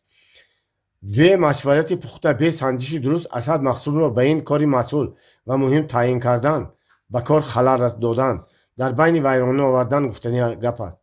من نمیفهمم گفت سید پهلوان. رفکم چی اسد مقصوم کی درست‌تر فهمان جوره؟ حیدرقل یک بار قهقه زده خندید. بله گفت به کسی پهلوان زده. من توی انقلابچی گفته گمان کردم که تو چی بودن ریفکامون رو نمیدونی. صحرایی دیا آدمی صحرایی. پس حیدرقل درباره ساخت حکومتی نو و پارتیا به قدر امکان ساده کرده فهمانده دو اعلام نمود. حالا وظیفه اعضایان حکومت و حتی با اعضایان کمیته مرکزی فرقه اشتراکچیان هم همه هر خیلی آدم‌ها هستند. شخصا من با بعضی این مردم باور کرده نمیتونم. انا گازeti بخارا اخباری آینه بریم به تو نشان میدهد. حیدرقل اعضای استاد گازت را گفته چشم دارم. افسوس که تو سواد نداری برادر. انا شماره 2 از 15 سپتامبر 2020 در این شماره یک فرمان است. به زبان ازبکی میفهمی. فرمان شورای ناظران جمهوری شورای بخارا در اساس آنکه بعضی ماموران پیشتری دوره حکومت امیری برخلاف حکومت شورایی حرکت نکردند، برعکس یاری دادند و اظهار خواهش نمودند که برای محکمه کناندن حکومت خلق نو و قطار حکومت شورای در آمده چنین قرار برآورد. آنهایی که مامورای حکومت سابقه امیری بوده است، حکومت حاضر شورا را تصدیق و اعتراف نمی‌دادند، می‌خواهند که به قطار حکومت قرار دارند معاف هستند، یعنی بیگناه حساب می‌شوند. ماموران سابقی حالا ادعا شدند که در همین تدبیر به قانون‌های حکومتی نو را به عمل جاری نمایند، در جاهای خود مانده می‌شوند. اگر از یگان این شخصان به وظیفه‌های خود خیانت صادر شود، زود به محکمه انقلابی سپرده می‌شود. به جای رئیس کمیته مرکزی انقلابی عارفوف، رئیس شورای ناظران فیض‌الله خوجایف. فهمیدین چی معنا دارد؟ سید پهلوان نه گفته سرجنبان نما. معنای این همین که گفت حیدرقل دوره حاضره مجبور میکند که حکومت تا یک درجه ماموران پیشتری حکومتی امیر را به کار قبول کنند. دیگر لاج نیست. آدمان خودی نمیرسند یا که کار کردن نمیتونند. مثلا گریم تو سواد نداری، خط نوشته نمیتونی، دیگر است از تو بدتر، اما کاری حکومت رو پیش بردن لازم. خیر مالش کویا گفت سید پهلوان. آخری ماموران پیشتری باز کاری خودشون رو میدونستگی رو میکنند. حکومتی نمو کنه به فرق شده میماند. نه اینطور نه. این مامورها با مردم ما باید روان کاری ما رو باید اجرا کنند. لیکن کوهنه که شد کس باور کرده نمیتواند. نخواست یگان نقمه کرده ماندنشون ممکن. البته نظارت کرده میستند. کدام کارش نظارت میکنید؟ همین گپ در همین دیم مشکل خیلی مشکل. لیکن مشکلی نیست که آسان نشود گفته زور میزنیم. اگر جدیدها رو امیر نمیکشت کار شما خیلی آسان میشد. احتمال گفت حیدرقل کمی خاموش ماند. بعد به جاش جلسه نشست و با گپش دوام داد. دیروز فرقه یاش بخاری ها با فرقه ما و فرقه اشتراکیان آمده همراه شد. نمیدونم که چی مراد حاصل میشده باشد. به هر حال حاضر همه این کارها لازم و لابد است. خیر به حسن مقصود چی میگویید؟ حسن مقصود یک آدمی اوباشمانان، بدجه، تیز، بد ملاحظه و یک خیلی آدم با غیرت و جنگگره گفته رئیسی کمیسی حربی را دادن خف دارد. و آدمی است که سله را بیار گویند کله را گفته آمده میگیرد. از افتش همین خیلی مینومد. گفتم من سید پهلوان مقصد از همین گپا همین کی گفت سید حیدرقل. و تو یک تکلیف کنم؟ خوش گفت تبسم کرده سید پهلوان. تکلیف کردنی است که من اعضای حکومت شوم. بله گفت حیدرقل با طور جدی. تکلیف کردنی هستم که با یاری ما بیا. همین ما را کار را پرتوی به یاری ما بیا. من بی سواد به تو چی یاری داده میتونم؟ گفت سید هم جدی. اگر از دستم می آمد برای بهتر شدن زندگی، برای همه اون وعده‌هایی که حالا تو دادی جانم رو دریغ نمی‌داشتم. سوادناک بودن تو حالا شرط نه. گفت حیدرقل من میخوام که تو رو به پیش اسد مقسوم فرستانم. بله حیران مشو. حاضر اسد مقسوم در چارباغ دلکشای بیرون یک فوج عسکر جمع کرده، به دستی آنها یراق داده، آنها به عکس الحرکت مبارزه بردنی میشود. من به این مرد چندان باوری ندارم. میترسم که از نام حکومت شورای بی‌مزگی خود را دوام دادن نگیرد. تو در پیش وی چشم من شده میگردی. اگر همین طرز کرده لجامی را داشته نیستیم کارهای بسیار کردنش ممکن. گپت درست کو گفت سید پهلوان. لیکن برای این کار سخت بودن در کار بیعهد و عیال بودن لازم است. من به خودت معلوم که آدمی صاحب روزگار زن و بچه ناگ میباشم. اگر من به خدمت اسد مقصود روم روزگارم چی میشد؟ کوشیده بدن شهر بیا و روزگارت ما نگاهی میکنیم. پسرت میره کلان شده مانده است و پروا نکن. کدام روز گفت خیال کرد استاد سید پهلوان. نعیمی تلخ از قشلاقی ما آمده گفته استاده بود که گویا اسد مقسوم به وی فرموده است که خودش برای این آدم‌های دلپرمشتگی را جمع کرده به خدمت اسد مقسوم گرفته میبرد. نعیم باشد به من باور کرده تکلیف کردم. انا باز بهتر گفت خرسند شده حیدرقل. наими талхро ман медонам ҳозир муқарраби асади махсум шуда гаштааст туро ҳам асад ба худаш муқарраб мекунад барои ин бояд ту ба вай нақс хизмат кунӣ вақто ки муқарраб шудӣ аввало худат пеши ӯро гуфта месӣ баъд ба ман ба чека хабар дода месӣ мо чораи кори ӯро мебинем ба ҳар ҳол агар ту дар он ҷо бошӣ ман хотирҷамъ мешавам чӣ мегуфтӣ майлаш маслиҳат карда бинем чӣ канӣ пас аз чанд дақиқаи дигар саид паҳлавон хайрхуш карда аз назди ҳайдарқул берун шуд дар берун рӯз ба охир мерасид як то ду то дуконҳои кушодашуда ҳам баста шуда буданд ва дар кӯчаҳо равандагон кам монда буданд саид паҳлавон рост ба сӯи растаи атторӣ равон шуд аз таи тоқи телпак ва тоқи заргарон гузашта ба бозори чӯб ба ҳавлии домодаш равад дар гузари қоплон якчанд ҳавлиҳои подшоҳӣ буд ки дар вақти амир як қисм тӯраҳо ва хишовандони амир дар онҳо зиндагӣ истиқомат мекарданд ҳоло ҳукумати ҷумҳурияти бухоро аҳли ҳарами амирро ки ба тумани вовкан гурехта рафта буданд дошта оварда ба он ҳавлиҳо ҷойгир карда буд мардҳо дар як ҳавлӣ занҳо бо сардории модари амир дар ҳавлии дигар дар гирду атроф ва пеши дарвозахонаи ҳавлиҳо посбонҳо милитсионерҳои милтиқнок меистоданд даромад баромад ба аҳли ҳарам манъ карда шуда буд ва аз берун низ ҳеҷ кас берухсати махсус ба он ҳавлиҳо даромада наметавонист фирӯза пас аз гузаштани як моҳи оварда шудани аҳли ҳарам аввали пагоҳ бинобар супориши ҳайдарқул ба гузари қоплон ба ҳавлии подшоҳӣ омад аммо посбонҳо ӯро даромада намонданд ман аз ревком ана ин шаҳодатномаам мегуфт вай ба сардори посбонҳо қозиро нишон дода рафиқ ҳайдарқул маро ба ин ҷо ба ин кор фиристод мумкин аст ҳамин тавр бошад мегуфт сардори милитсионерон ки мардаки қадпасти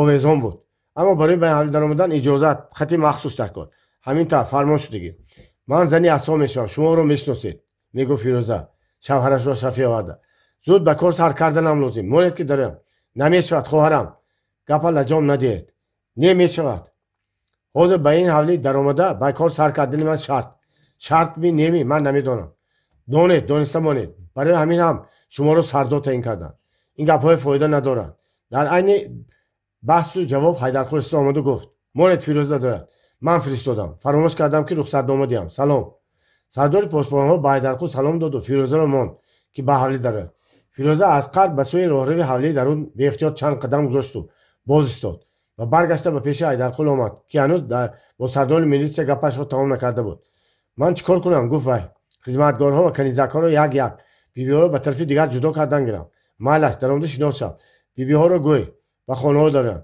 хизматгорҳо ва ғайра дар рӯи ҳавлӣ ҳар кас ки ҷудо шуда рафтан мехоҳад ба таки айвон гузарад ман даромада рӯйхат мекунам фирӯза ба ҳавлии дарун даромад ҳавлии калон тахтхонаи болохона болои суфаи поёни суфанок буд дар баробари ба ҳавлӣ даромаданашон фирӯзаро шинохта хизматгорҳо духтархонаҳо обкашҳои пештара давида ба пешвози вай омаданд ӯро бусиданд дар оғӯш карданд ва суолборон намуданд фирӯза хайрат туро медидем сеҳат саломат ҳастӣ ту ба ҷадидҳо кор мекардидия ба ҳуррият баромадӣ то ба кай моро ин хел нигоҳ медоранд намедонӣ наход ки амир гурехта бошада ӯро дошта метавониста бошанд занҳоро бефаранҷӣ мекунад гуфта буданд рост будастми ту фаранҷӣ дорӣ ку фирӯза ба ҳамин саволҳо ба қадри ҳол ҷавоб медод ва ҳамин онҳо рӯйхуд нишон дода аз озодӣ аз хурсандӣ аз бахту саодат навид медод амир гумном шуда рафт аскарҳо аз паси вай афтодагӣ имрӯз не пагоҳ дошта мегиранд ва ба дор меовезанд ҳукумати шӯро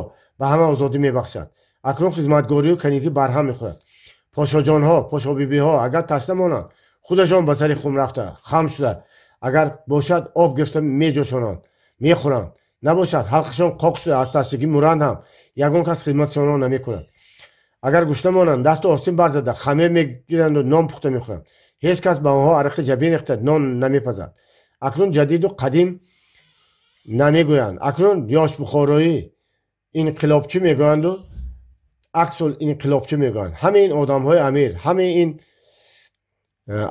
амалдору қозию миршабҳо ҳамаи золимҳои пештара аксул инқилобчӣ мегӯянд аксул инқилобчиҳоро ҳукумат гирифта ҳабс кардагӣ қушбеки қозикалон раис миршаб алам палам ҳамекаш дар ҳабсхона нақс фардо суд карда ҷазояшро медиҳанд акнун гап ҳамин ман омадам ки ба шумо хабар диҳам ки ҳозир аз берун ба ин ҷо амаки ҳайдарқул медоранд он кас комиссари калон ҳамаи шумояро ба рӯйхат мегиранд ин сухани охирини фирӯза ва шунавандагонро ба шӯрад чӣ ба номаҳрам ба ин ҷо меомадааст чӣ ба рӯйхат мекарданд ҳайдарқулаш ки чӣ ба ҳавлии дарун ба پیش زنها به مدرم دست.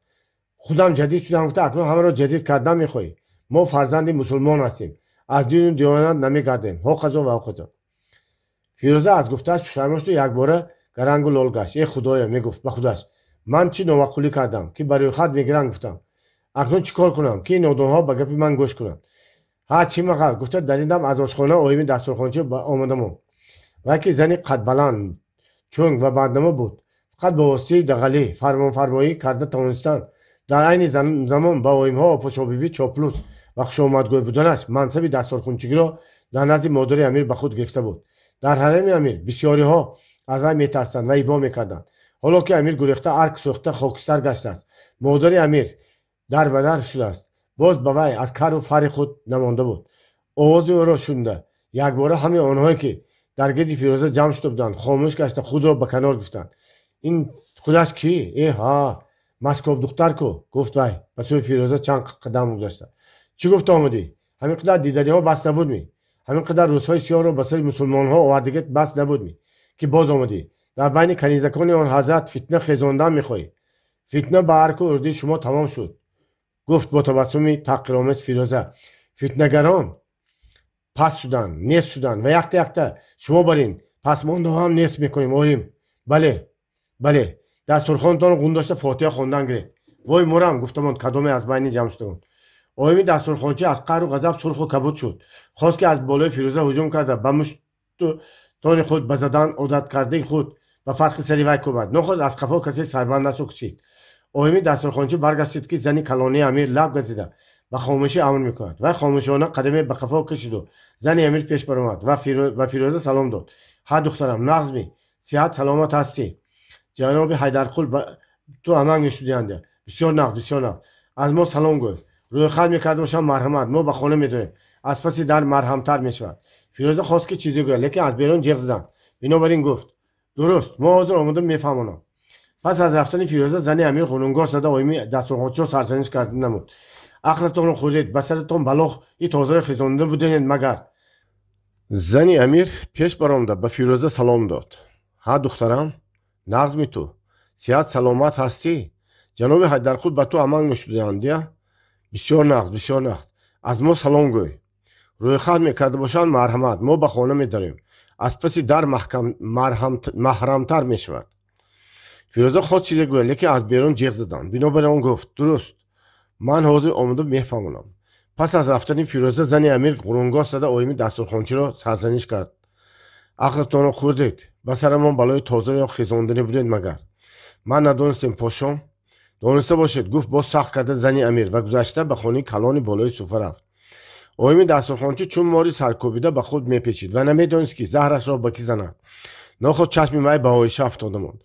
وی دختری بود 16-17 ساله قد بلند نازک اندام سفید پوست و مثل گل نوبهار تر و تازه و زیبا چهره. یک 3 ماه پیش از سر شدن جنگ املاکداران غیژدوان او را به امیر تارتوق کرده بود.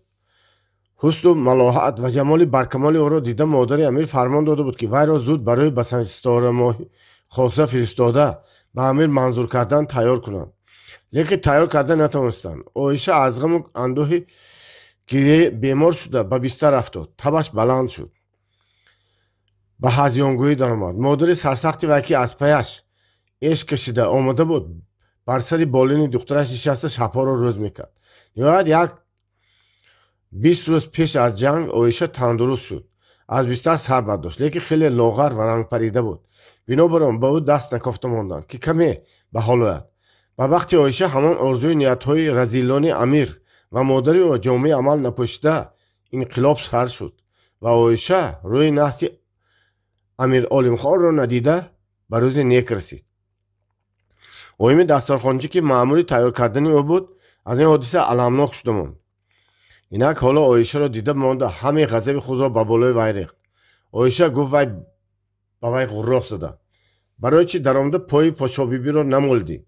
من به تو نگفتم که درو من نمیمالم خودتان مالدن گرید. گفت یک بار عایشه و رویش را به دیگر سو تافت. چی میگویی لعنتی؟ خودت لعنتی. گفت عایشه برای اویمی دسترخوانچی تیغ کشیده نگاه کرده. انا اینجایو کنیزات یافتی. اویمی دسترخوانچی که مثل روغن جوشان چنگ کرده ایستاده بود این آخرین سخنی عایشه با وقت علنگی آتش شد و لپی در گرفته رفت. خیلی حالی همین طور می گفت. دندان سایده استاده. کل هم زد و کر هم زد. پس مانده مور هم زد. اکنون جناب اول نیستند. به غذات آواره گفته هر گدایی پایلوچ و بالای سری ما برآمده میگیرد بی. شیطان های کنید اویم. گفت مادر عایشه از بین زنها پیشتر برآمده و طرف دخترش رو گرفت. نقد نه گدا هم باشیم بنده خدا امتی پیغمبر هستیم و قرب منزلت خود را میدانیم. من به قرب منزلت شمایان توف کردم. گفت اویم دسترخوانچی و به سر عایشه مشت برداشته زدنی شد. یکی مشتش را در هوا کسی داشتم. برگشته نگاه کرد و اویمولای تنبور را دید که به سوی سرجمان را تنبیه میکنند. نقد نه اویم. گفت اویمولا شیطان رو های کنید. شیطان رو های کنید. موگ ها بود که از ارک فرامدگی در حوالی پایان هستیم. اطرافمان اسکرهای سوخت چتمه زده گرفتگی. در سرخانچی دستش را کشته گرفت و به اویمولا هجوم کرد. شما هم از جدیدها ماندنی ندارید. دفع شوید. و اویمولا تیله داده شده بود که عایشه خودی او را تیله داده فرستاد. یک کیوانی بدقواق به عایشه هجوم کرده زد. مادر عایشه با اون کیوانی دست به گریبان شد. اویمین دسترخوانچی خودش خون داشته گرفته به عایشه مادرش هجوم کرد. یک دو نفر از خدمتگار دخترها طرف عایشه را گرفتند و در این دم مغل و غوغای زنازنی شده رفت. ها چی گپ چی مغل؟ در عین زنازنی و غوغا آواز فیروزه بلند شد. هوی اویمین دسترخوانچی دست نگه دارید. هوی عایشه. بس شد. این فرمان امیرانه جنگره ها را از جنگ باز داشت. خودش چی گپ؟ پرسید فیروزه از عایشه. برای چی گریه میکنی؟ انا همین گفت به اویمین دسترخوانچی پای زده عایشه. کاسلیسی بدیانت. بچه آخرین زننده ها زده ماندن لازم. گفت مادر عایشه. اینها از اسب فرامده باشند هم از اوزنگو پای نمیکشند. از بالای جناب عالی نبودگی کتگی. گام مراد هم علای چشمش نمیرود. میگویند راست بود است. فیروزه دانست که اویمین دسترخوانچی به عادت کهنه خود به سر خدمتگارها مشت برداشته است و بنابر آن تیغ کشیده به سوی وی نگاه میکرد و گفت عیب نمی مویتان سفید شده است و بچه بر این فهم ندارید. برای این کارتان حکومت شورای شما را به میدان ریگستان برآورده در بین خلایق صعود کرده تیرباران کرده میتواند. عادتی بعد بلای جان. گفت اویمولای تنبور پیش برآمده. سلام دخترم سلامت هستی؟ السلام اویمولا جانکم. گفت خرسندانه فیروزه. اویمولای تنبور مهربان خود را دیده. شما صحت سلامت هستید؟ خیریت باز میدیدیم دیگه. اما کم به شما چشم در راه هستند. خیر در این باره بدتر گم میزنیم دخترم. گفت اویمولا حالا این جنجال ها رو حل کردن لازم. اینها با هم دیگر دست به گریبان شده ماندند. قریب بود که من به میانه دارم. بهتر می بود که اینها پاشاها را به یک حولی خدمتگارها در حوله دیگر جا میکردند. من حاضر برای همین کار آمدم. اویمولا گفت فیروزه شما به خانه دریتون. اینها به ته ایوان برند. در اینجا مردها میان. اما که در خود روی خط ترتیب دادن میخواد. روی خط چی دخترم؟ هر کس به هر جا که خواهد رفته میتواند. بنابراین روی خط میکنند که فهمند کنی کی به کجا میرود. الهه هزار ساله شوید. فیروز جان گفتمان عایشه پیش در آمد. من و عایشه جان رو به همین جا تیزتر خلاص کن. دیگر طاقت دیدن روی این مشتمزارها را نمانده است. مالش گفت فیروزه سر عایشه را چیله کرد ایستاده. غم نخورید حاضر به بالای صوفه به ته ایوان برایتون. اما که حیدرقل آمده روی خط میکنن و به هر جا که خواهید میفرستانند. اما که حیدرقل میگوید اما که چیکاره و اصلش از کجا؟ فیروزه حیران شده برای مادر عایشه نگاه کرد. در کمیته مرکزی فرقه اشتراکیون کار میکنند. اصلشان از قراقل برین. چی شما میشناسید مگر؟ نه گفت. خیال کرده کمپیر. من هم حیدرقل نام یک دادر داشتم. در وقتی بچگی ما رو از همدیگر جدا کرده بودن. خیر روز میبینیم گفت فیروزه. پس از این همه خدمتگارها، کیوانها، دخترها های ارده حمام به خواهش فیروزه به بالای صفه برآمدند. اویمولای تنبور به خانه‌چه تگی دروازه بودگی درآمد که در آنجا منزل کرده بود. پایان صفه به زنها خالی شد. بعد از این فیروزه به ته دروازه رفته صدا کرد بیاید تا مرحمت. به حوالی درون حیدرقل و سردار پاسبانها درآمدند. از پس آنها دو میلیسیونر یک سال میده و یک چهارپایه را برداشته آوردند و به قریبی صفه گذاشتند. حیدرقل پاپکه دستنگیاش را برای استول گذاشته از دانه یک ورق کاغذ و قلم برآورده به زنهای بالای صفه مراجعت کرد. و درباره انقلاب، درباره رسیدن روز آزادی، درباره نصف گردیدن حاکمیت امیر و غیره با زبان ساده و فهمو گپ زد و شرح داد. اکنون دست حاکمیت امیر و گریبان آنها کنده شد و هر کس به هر کجا که خواهد рафта метавонад. барои он ки шумоён ба ёру дӯстон мулку диёртон расед, гуфт вай мо ба шумо ёрӣ медиҳем ва ҳар кас аз кадом вилояти қишлоқ бошад ба ҷояш расонда мемонем. бинобар ин ба мо лозим мешавад ки як рӯйхат тартиб диҳем ва фаҳмем ки кадоми шумо ба куҷо рафтан мехоҳед, то ки мувофиқи он чораҷӯӣ кунем. ман аз тарафи ҳукумат мутасаддии ин кор шудам. кани фирӯзачон, шумо якто пурсида ба ман гӯед, ман нависам. фирӯза дар қатори занҳо ба болои суфа баромада буд. вай ба занҳо муроҷиат накарда ба лаби суфа наздик омаду гуфт: аввал номи оймулломро нависед. агар худи ҳамин рӯз ман он касро ба ҳавлӣ набарам, амаки заргар аз ғусса ба як ҷо мерасам. бисёр хуб, менависам, гуфт Ҳайдарқул. вале чизе навишта натавонист, зеро ки номи оймуллоро намедонист. хаёл карда монду, ба рӯи фирӯза нигоҳ карда гуфт: номи амаки заргар Тоҳирҷон буда? ҳа, Тоҳирҷон, тасдиқ кард фирӯза. дар фурсате ки Ҳайдарқул менавишт, модари Оиша бо нӯги сарбандаш рӯяшро панаҳ карда ба фирӯза наздик шуда ба Ҳайдарқул хитоб кард: Ҳайдарқул, лабай, номи маро гуфтед, мешиносед магар? кадом хоҳари мушфиқ, додари меҳрубони худашро намешинохтааст? ман, Биби Раҷаб. инро гуфта қалам аз дасти Ҳайдарқул афтод ва як дараҷа гӯё гарангу ҳайрон шуда монд. дар фурсати ягон қишлоқи худ ҳавлию ҷо падару модар ва хоҳарчии меҳрубони худро ба ёд овард. овози Биби Раҷаб гӯё пардаи фаромӯширо ки рӯи хотираҳои ширини кӯдакиро пӯшида буданд боло бардошт ва Ҳайдарқулро аз олами ҳастии ҳақиқат ба олами рӯё бурд. қариб 40 сол пеш аз ин буд. вай ҳамроҳи Биби Раҷаб бозӣ карда мегашт. ғаме надошт ва ҳамаи олам барои ӯ аз майдони тохтутоз ва бозӣ иборат буд. гоҳо аз паси бузу гӯсфандон тохта ба подабон ёрӣ медод, гоҳо бозӣ барои модараш ҳезум чида меовард. даме бо ҷораҳо давра гирифта гӯштангирӣ мекард. дар ҳама ҷо хоҳарчааш Биби Раҷаб бо вай ҳамдам, ба вай қарин буд. агар вай ба болои дарахти зардолу ё ки тут баромада мева афшонад, Биби Раҷаб дар поён мевачинӣ мекард. агар вай ба канори дарё моҳидорӣ кунад, Биби Раҷаб ба вай кирми лойхӯрак ёфта оварда медод ки ба шасташ гузорад. агар вай хартозӣ кунад, нохост афтад, Биби Раҷаб меҳрубонӣ карда сару рӯи ӯро аз гарду чанг тоза мекард ва дасту пояшро бо рӯмоли сараш баста мемонд. агар вай ба бачаҳо гӯштангирӣ карда куфтаашро даронда монад, Биби Раҷаб онро кашида гирифта зуд дарбеҳ карда медод ки модараш нафаҳмад. аҷоиб ҳаёти ширине буд. гуруснагӣ, нодорамӣ, ғаму ғуссаи зиндагӣ ба домании бачагӣ часпида наметавонист. ба як парча нони қоқил зағора онҳо сер буданд. мева мехӯрданд.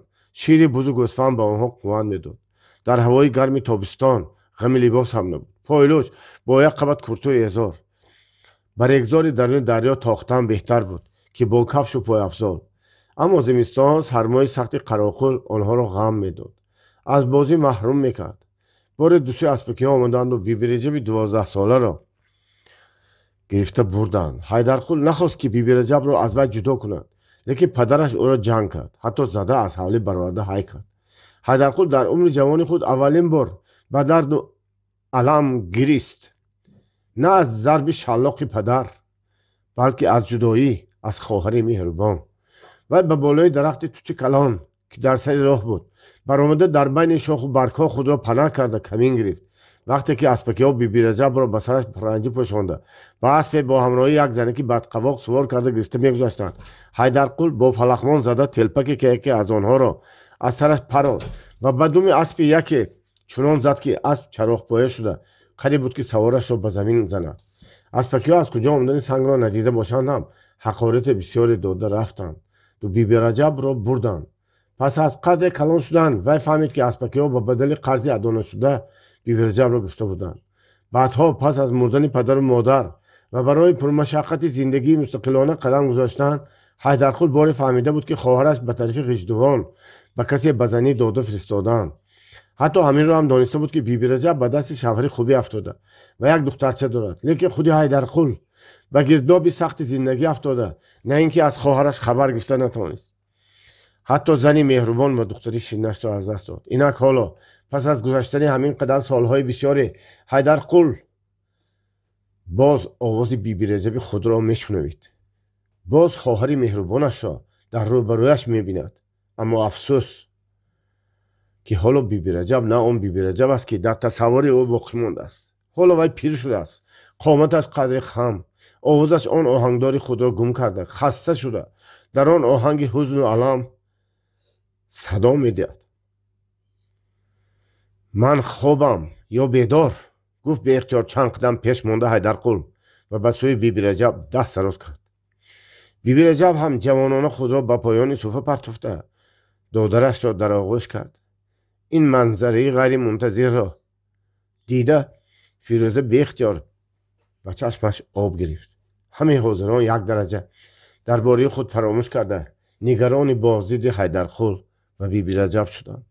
خصوصا عایشه به کرتهش نمی گنجید. اگر حیا مانع نمی گشت پرواز کرده از بالای صفحه می فرامد و تقای مهربانش را به آغوشش می گرفت.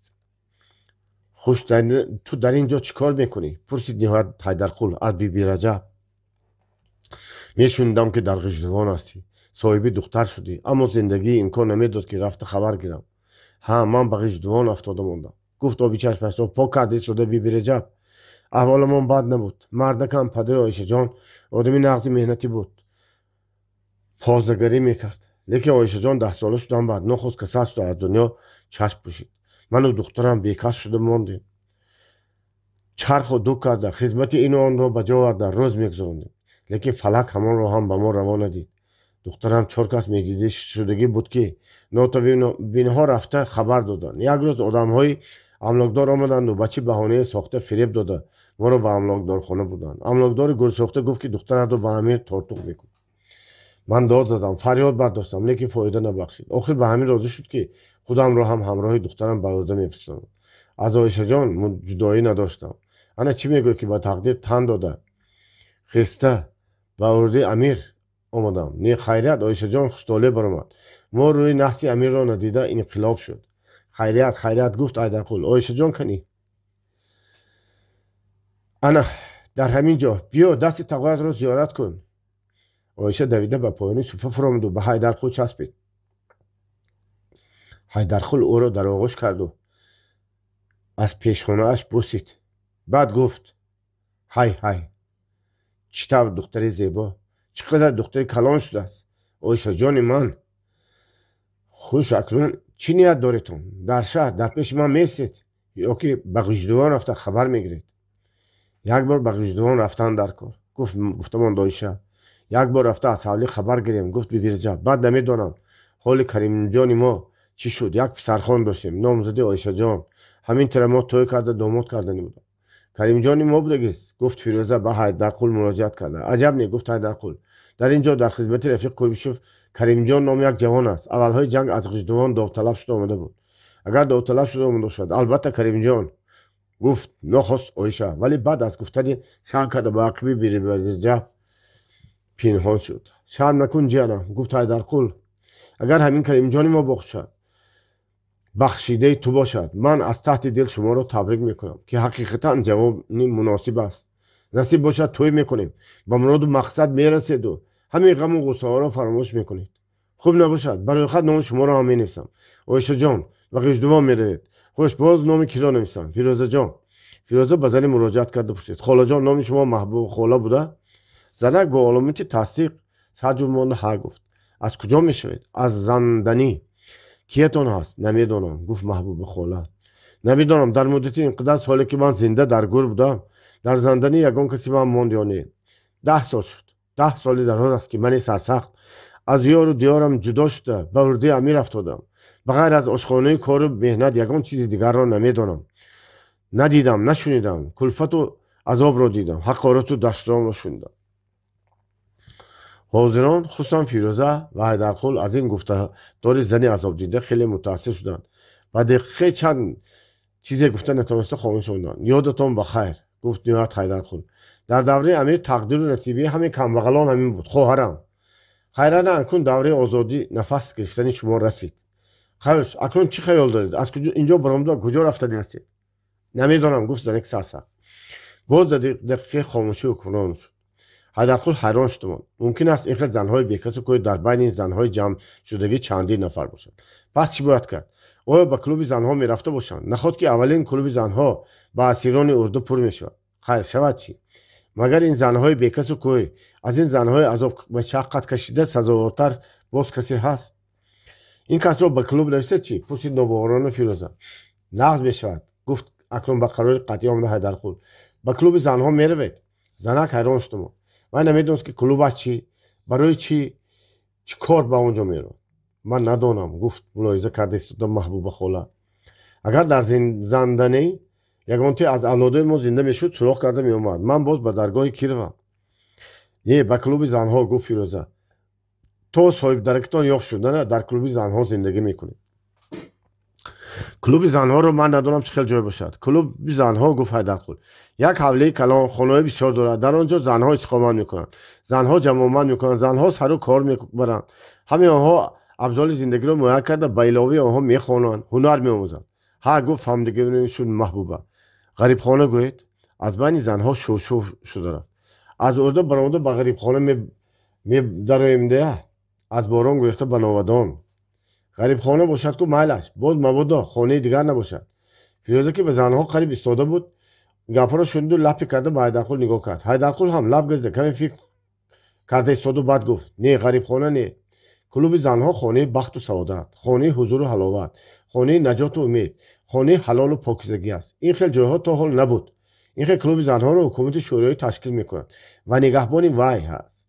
چون که حکومت شورا به زنها حقوق پره میدهد. زنها رو برابری مردها میدونند. منم در کلوب زنها کار میکنم. گفت فیروزه. خدا بشکر من غریب نیکو. خیلی این طور باشد نویسید. گفت محبوبه.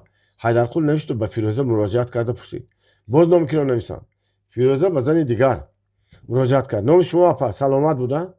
سلامت به جای جواب هنگه زده گریه کرد. ها گفت. حیران شد فیروزه. برای چی گریه میکنید؟ با شما چی شد؟ نه هیچ. گفت قوزانان سلامت. علامش زور گفت بی رجب. وای با اون از اون دری میشد. با یک جوانی دلدادهش فاتحه بوده است که قاضی آدم فرستاده گرفته به امیر تارتوق کرده است. او را هم به قریبی آورده بودند. به امیر منظور شدگیش نه. لیکن وقتی که همه اهل ارده به شافرکان به چارباغی در اون دری بوده عالم خان بودند شوهر شوندهش لااقل عامل خبر هم نگیرید. بعد فهمید و علاقه زن دیگر گرفته است. این دختر بغیر از یک عمک پیر کسی دیگری ندارد. دخترم سلامت. گفت حیدرقول. گریه نکن. صدقه یک چکره آبی چشم کن.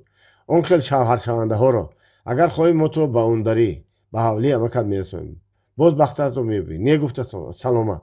من اکنون به اون دری نمیروم. در کنی نام مرا هم به وای چی بود؟ همون خاله محبوبه میرفتگی جای بنویسید. با کلوب زنها میپرسید فیروزه. ها با کلوب زنها. گفت سلامت. مالش گفت حیدرقول. با کلوب بنویسم. در این دم از بیرون یک جوان بهادرانه قدم زده در آمده آمد. ولی تخمینا 20 ساله بود.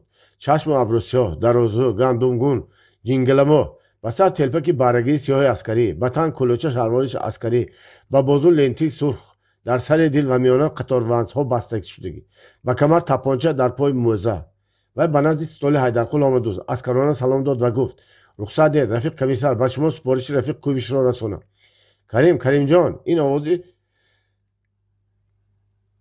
عایشه بود که تمام احساساتی پرجوش و خروش و جوانانی او را بیدار کرده در فضای وسیع آن حوله کلان جرنگاس زد. کریم که موافق عادت و تربیت به سوی زنها نگاه نکرده فقط به حیدرقول مراجعت نموده ایستاده بود. از شنیدن این آواز آشنا، این آواز مطلوب و دلنشین یک باره گرنگ لال و محبوب شده ماند. نخواد که این همان آواز است، همان خطاب جانبخش محبوبه عزیزی وی است. نخواد که کریم آواز عایشه جانش را میشنود. عایشه جانی که برای وی از هر چه قیمتتر است. از جان، از دل، از سر و از هستیش هم قیمتتر است. وی برای خلاصی عایشه جانش تیار بود که سر گذارد. جانش را دریغ ندارد. لیکن نگذاشتند. دست و پای را بستند و به زندان پرتافتند. پس وی با یاری دوستانی موافق از زندان املاکدار قیجدوان فرار کرد و شب راه گشته به سمرقند رفت و به لشکر انقلاب فداکارانه داخل شد.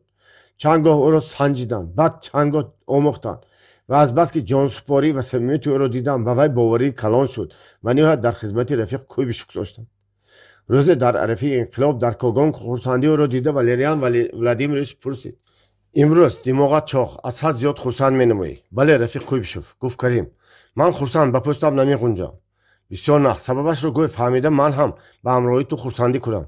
хурсандии ман барои он ки гуфт Карим пагоҳ ё фардо ба қалъаи Бухорои кӯҳна ҳуҷум мекунем. тору пуди тортанӣ ки аморатро канда пора карда мепартоем ва ман бошам оишаҷони худамро ёфта меёбам. ҳарами амирро зеру забар мекунам ва оишаҷонро меёбам, ба муроду мақсадам мерасам. бисёр нағз. аммо агар наёбӣ чӣ? агар наёбам? Карим якбора хомӯш монду, чӣ гуфтанашро надонист, зеро ки дар ҳақиқат вай ин тарафи корро ҳеҷ фикр накарда буд. ин суол дили шоди ӯро якбора маҳзун кард ва ҳатто як дараҷа ба ваҳм пур кард. дар ҳақиқат гуфт ӯ пас аз каме таъаммул, дар ҳақиқат наёфтанам мумкин, кӣ медонад?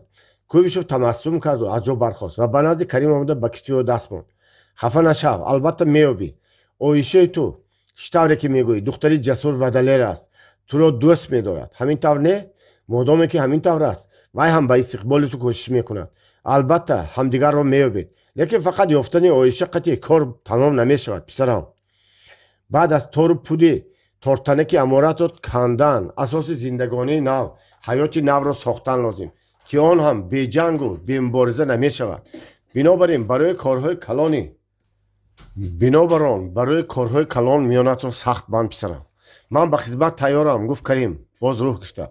дар вақташ раҳмати падарам ҳам ба ман мегуфт ки дар зиндагӣ ҳеҷ гоҳ хотирҷамъ ва бепарво нашав. як корро аз пеш барорӣ, кори дигар дар навбат меистад. бале, гуфт Кӯбишев, падарат рост гуфтааст. вай чӣ кора буд? мардикор буд.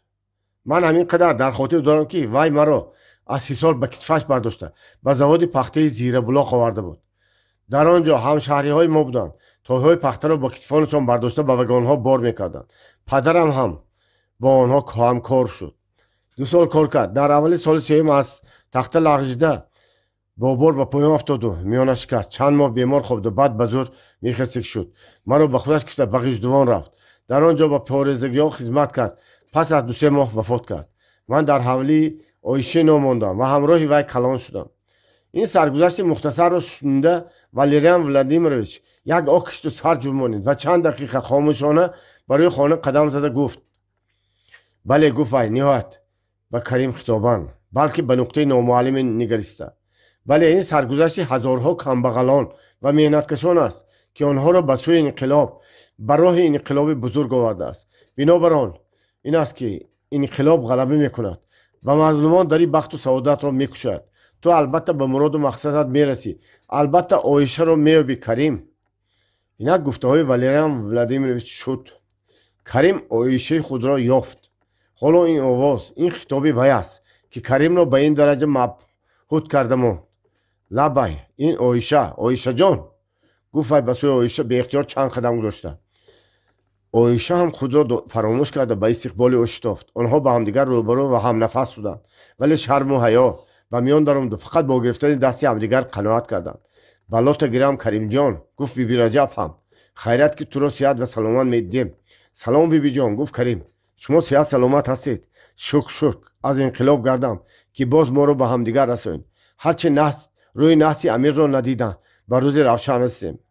ҳайдарқул, Фирӯза ва занҳои болои суфа ҳама аз ин боздид, аз ин вохӯрии ду ҷавон хурсанд шуда беихтиёр шоҳиди гуфтугузори ширини онҳо шуданд. ба худо 100 000 бор шукр ки ман додари худам Ҳайдарқулро ёфтам. Каримҷон моро ёфт. аз ин хабар Карим боз ҳам ҳайрон ва боз ҳам хурсанд шуд. нахоҳад ки ин рост бошада? мегуфт вай. ҳа, Ҳайдарқул тағои ман мешаванд, гуфт оиша шодикунон.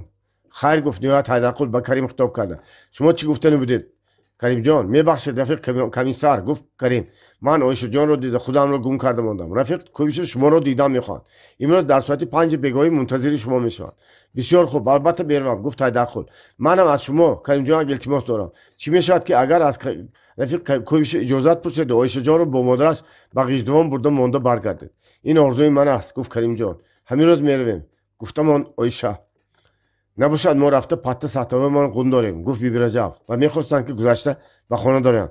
аз берун Асад Мақсум бо 2 нафар одами худ даромада омад ва ба қирраи чашм оишаро дида монд ки аз хурсандӣ сарбандашро ба рӯяш нагифта буд. вай дар умри худ гӯё ки ин тавр духтари зеборо, ин тавр ҳусну ҷамоли баркамонро надида буд. он чашму абрӯи сиёҳ, он қавоқҳои баланд, он лабу даҳони қурс бар ин зебо ва шинам, он қаду басти латиф ва дилбар беихтиёр Асад Мақсумро чанд қадам ба сӯи худ кашид. وای فراموش کرد که برای چیکار آمده بود و در اینجا کیها هستند، چیکار کرده ایستادند. بنازی حیدرقول برگشت و پیش از سلام علیک گفت این پریچهره کی بوده است؟ نخود که از حرم امیر. سلام مخصوم، گفت حیدرقول سخت کرده خدمت. صدای پرتاثیر و گفتاری جدی حیدرقول اسد را به هوش آورد. سلام گفت وای سراسیمه وارونه، میبخشید رفیق کمیسر، چهره زیبای دختران همیشه مرا از خود بیگانه میکنند. دل آموخته بلا میگویند. راست است، این دختر دیدم و سلام علیکم از خاطر برآوردم. این دختر صاحب دارد مخصوم، نقد نه. زنان و دختران اکنون آزاد و بی صاحب شدند، گفت خنده مخصوم. وای جانی من میشود، گفت با طور جدی حیدرقول. کریم جان داماد شونده، مبارک شد. مخصوم به کریم رو آورد. من ندانستم، عرض میخوام کنی توی کی؟ نصیب گفتمان کریم، اما بی من توی نکن که خفه میشم. کریم جان ها دانسته باش وقتی ما کم زنها منتظر نشستند. گفت حیدرقول. باز میانی سخنی اسد را برد. خدمت باشد مرحمت.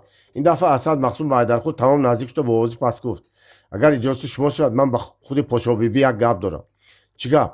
ما یک حیله حربی کار فرمانده برآورده برای به گفتگو و جنگ خودرضی تسلیم کناندن دشمن‌های حکومت شورایی یک مراجعتنامه از نام مادر امیر ترتیب دادیم. با همین مهر مانده گرفتن لازم. یه حیله مک رو فریب کار کنیم بهتر نمی پرسید حیدرقول. البته ممکن، گفت اسد و با ملاحظه دوام کرد. لیکن خونریزی می شود. حاضر در اطراف بخارا میده دسته های باسمچی ها پیدا شده ایستادند. هر شب یک قشلاق را زیر میکنند، طلای تاراج میکنند. سولدات های رهگذر را کشته ملتقا اسلحه‌شان را میگیرند. من شب و روز آرام و قرار و خوب و خور ندارم. با کدام یک تا این دسته های میده جنگ میکنید؟ کاشکی آنها گریخته نگردند. بنابراین میگویم که مراجعتنامه به هر حال یک درجه پیش روی آنها را میگیرد. شاید تسلیم هم شود. حیدرقول موعظه کرده ایستاد و رخصت داد. اسد مخصوم از نزد فیروزه گذشت به پیشی در دهلیز خانه کلان رفت. فیروزه و حیدرقول باز به کار رویخطگیری دوام دادن گفتند. کریم کمتر نگاه کرد ایستاد و از حیدرقول رخصت گرفته رفت که برای به غیژدوان بردن عایشه و مادرش اجازت پرسد و بعد یگان عربی یافته بیاید. اما اسد مخصوم و دهلیز خانه کلان درآمده از پس در خانه ایستاد. خواهش نمود که مادر امیر را نزدیکتر بیارند و بعد گفت السلام جناب پاشا بیبی. من اسد مخصوم میشم، پسر قاضی بایسون. و شما جنابی میرزا محیدین منصوروف سلام میرسانم. سلام نرسانده آخر شود وای کورنمک. گفت پاشا بیبی از دولت کی وای اینقدر بای به دولت شده رفت؟ از دولت کی وای میرزا محیدین شد؟ از دولت امیر عالم خان نمی نخواد که کس به صاحب دولتش خیانت کند. اسد یک درجه چی گفتنش را ندانسته ماند. آخر این کمپیر زارمانده معنای انقلاب را نداند. همین حادثه ها، جنگ ها، خونریزی ها و انقلاب را برده و شخصیت میرزا محیدین بندد. با وای چی میگوید؟ میرزا محیدین هم غلطی. با کمپیر سلام و تهنیت گفتن چه لازم بود؟ وای این سپارش را قبول کرد فقط برای اون که مقصد خودش را گفته به مراجعتنامه مهر ماننده گیرد. اما این کمپیر لقی چه گفته ایستاده است؟ جناب میرزا محیدین گفتند که گفت نهایت به گفته‌های کمپیر اهمیت نداده. شما هیچ پروا نکنید. به حضور در همین حولی با نزدیکان خود استقامت کردن گیرید. از هر چی که کم بودی شود در حال یک خطچه نوشته به اون کس فرستانید. زود مشکل آسان می شود. خیر گفت مادر امیر از پس در و پس از کم اعلان نمود. از جناب عالی چه خبر؟ اون کس در کجا باشند؟ جناب عالی در دوشنبه حصار میگویند. جنگ ها تمام شوند و جناب عالی به آنجا قرار گیرند. بعد شما را به نزد آن کس میفرستانند. لیکن حالا پیش از همه خاطر جمعی و آسودگی لازم است. در اطراف بخارا یک تعداد سربازها، شیربچه ها و غیر طرفداران امیر بی‌درک خونریزی کرده مردم را بی‌ضابطه میکنند. میرزا محیدین میگوید که اگر این زدن ها هیچ سودی نیست بغیر از ضرر و حسرات. ما نقض میدانیم که حضرت پاشا بیبی ضعیفی عاقله و دانا میباشند. بنابراین از نام شما یک نامه نوشتیم به همه این گونه که به من تسلیم شود. ما یک قشون پرقوت و توانا ساخته گیریم. انا بعد هر چی خواهیم کردن میگیریم. یارو قصه ما میابیم اما متحد شدن لازم. اگر این طرف جدا باشیم و خونی برادران خود را ریخته کردیم اون روزها آمده باز همه را قل میکنند. انا اگر این نامه به شما معقول شد مهر تبرک خود را میماندید بسیار خوب میشد. قشون ترتیب داده و گفت پاشا بیبی تو چیکار کردن میخواهی؟ اسد مخصوم باز حیران شد و دلش میگفت که این کمپیر رو ساده گمان کردگی ها من بر این احمق باید باشم. اینا تماشا کنید که کمپیر نواب چی میخواهد. من باید به وی همه مرام و مقصدم رو گفته دیم. نیانا جان این اسرار رو حالا هیچ کس نفهمیده است و فهمیده هم نمیتواند. مملکت بی قشون نباید باشد. گفت اسد با طور مطلق. ما پرزور شو ایستادیم و ما تعرض نمیکنند. سعید امیر علیون خان را گشته به تختش میشنانی؟ باز اسد حیران شد. اگر گوید که تو نامعقول کردی، امیر دیگر در خواب شبش هم و بخار را نمیبیند. این کمپیر به مراجعتنامه او مهر نمیکند. اگر گوید که ها امیر را باز گشته آورده و تختش میشنانم، گپی درا میشود و شاید به گوش کلانها رسیده نقض نمیشود. بنابراین آن گفت بعد میبینیم که این کارها چیکار میشود. اما شما به این نامه امضا مانید، آبروی اعتبار شما برداشته میشود. مردم از خونریزی به تنگ آمده است. نام شما را شونده دعا میکنند، بسیار نقد میشود. خیکنی آن کاغذات. اسد مراجعتنامه را به خانه دراز کرد. مادر امیر آیم‌الله تنبور را جیغ زد. اینو خوانده تک کنی چی ها نوشته شده است. آیم‌الله مراجعتنامه را خواند. در آن از نام پادشاه بیبی گفته میشد که فقراهای شورشگر و بایراق به مقابل حکومت شورای جنگی ایستاده زود باید تسلیم شوند. زیرا آنکه حکومت نوی بخارا حقیقتا حکومت عادل و فقراپرور است و پادشاه بیبی در سایه دولت این حکومت آسوده و تنج زندگی میکند. این حکومت هم حکومت اسلام و از آن خودی است. بعد چی گفت مادر امیر ناراضیانه؟ باز چی نوشته شده است؟ همین دیگر هیچ جای امضا و مهر جناب شما، گفت آیم‌الله و مراجعتنامه را سوی مادر امیر دراز کرد. کمپیر آن را با دستان لرزانش گرفته دقیقه نگاه کرده ایستاد و گفت تو پسر گمراه قاضی بایسون، به هر حال نان و نمک‌خوردی خاندان مایی، از تو عیب شرم نمی و زیر این سفسطه دروغ میخوای که من مهر خودم را مانم. پسر قاضی بایسون دید که به این کمپیر از راه فریب و مکر نیرنگبازی نزدیک شدن و کار را بود کرده گرفتن علاج ندارد. عقل و ادراک و فهم کمپیر زیادتر از آن برآمد که اسد مخصوم گمان میکرده بود. بنابراین به طور جدی گفت اولش همین که سفسطه دروغ نه، عادل و فقراپرور بودن حکومت تو را حالا سنجیدن در کار است. حلوا گفتن که تشت دهان شیرین نمی شود. به هر حال برای مراجعتنامه این گپ ها ضرور است، یعنی که گر ضرور بود روا باشد. خندید با تمسخر مادر امیر. اسد قریب بود که با مغلوبیت خود اقرار کند و با دست خشک برآمده رود، لیکن مادر امیر از باب دیگر گپ سر کرده مشکلی را حل کرد. چطوری که با زبان خودت به من گفتی و در حقیقت هم راست است. قاضیان اسلام در ملک بخارا پهن و پریشان شده رفته هر کدامه به توده معده خود جهاد میکنند و زود است از بی‌قوتی مغلوب شوند. این خوب نه.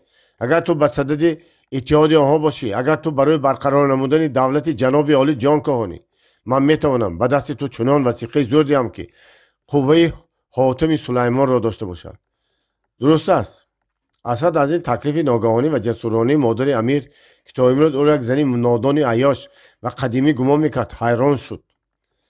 و دقیقه فکر کرد و بعد گفت گپتان درست، لیکن به این نامه هم مهر ماندن لازم میشود، زیرا که برای همین کار مرا به اینجا و نزد شما رخصتی در آمدن دادن، نباشد امکان نبود.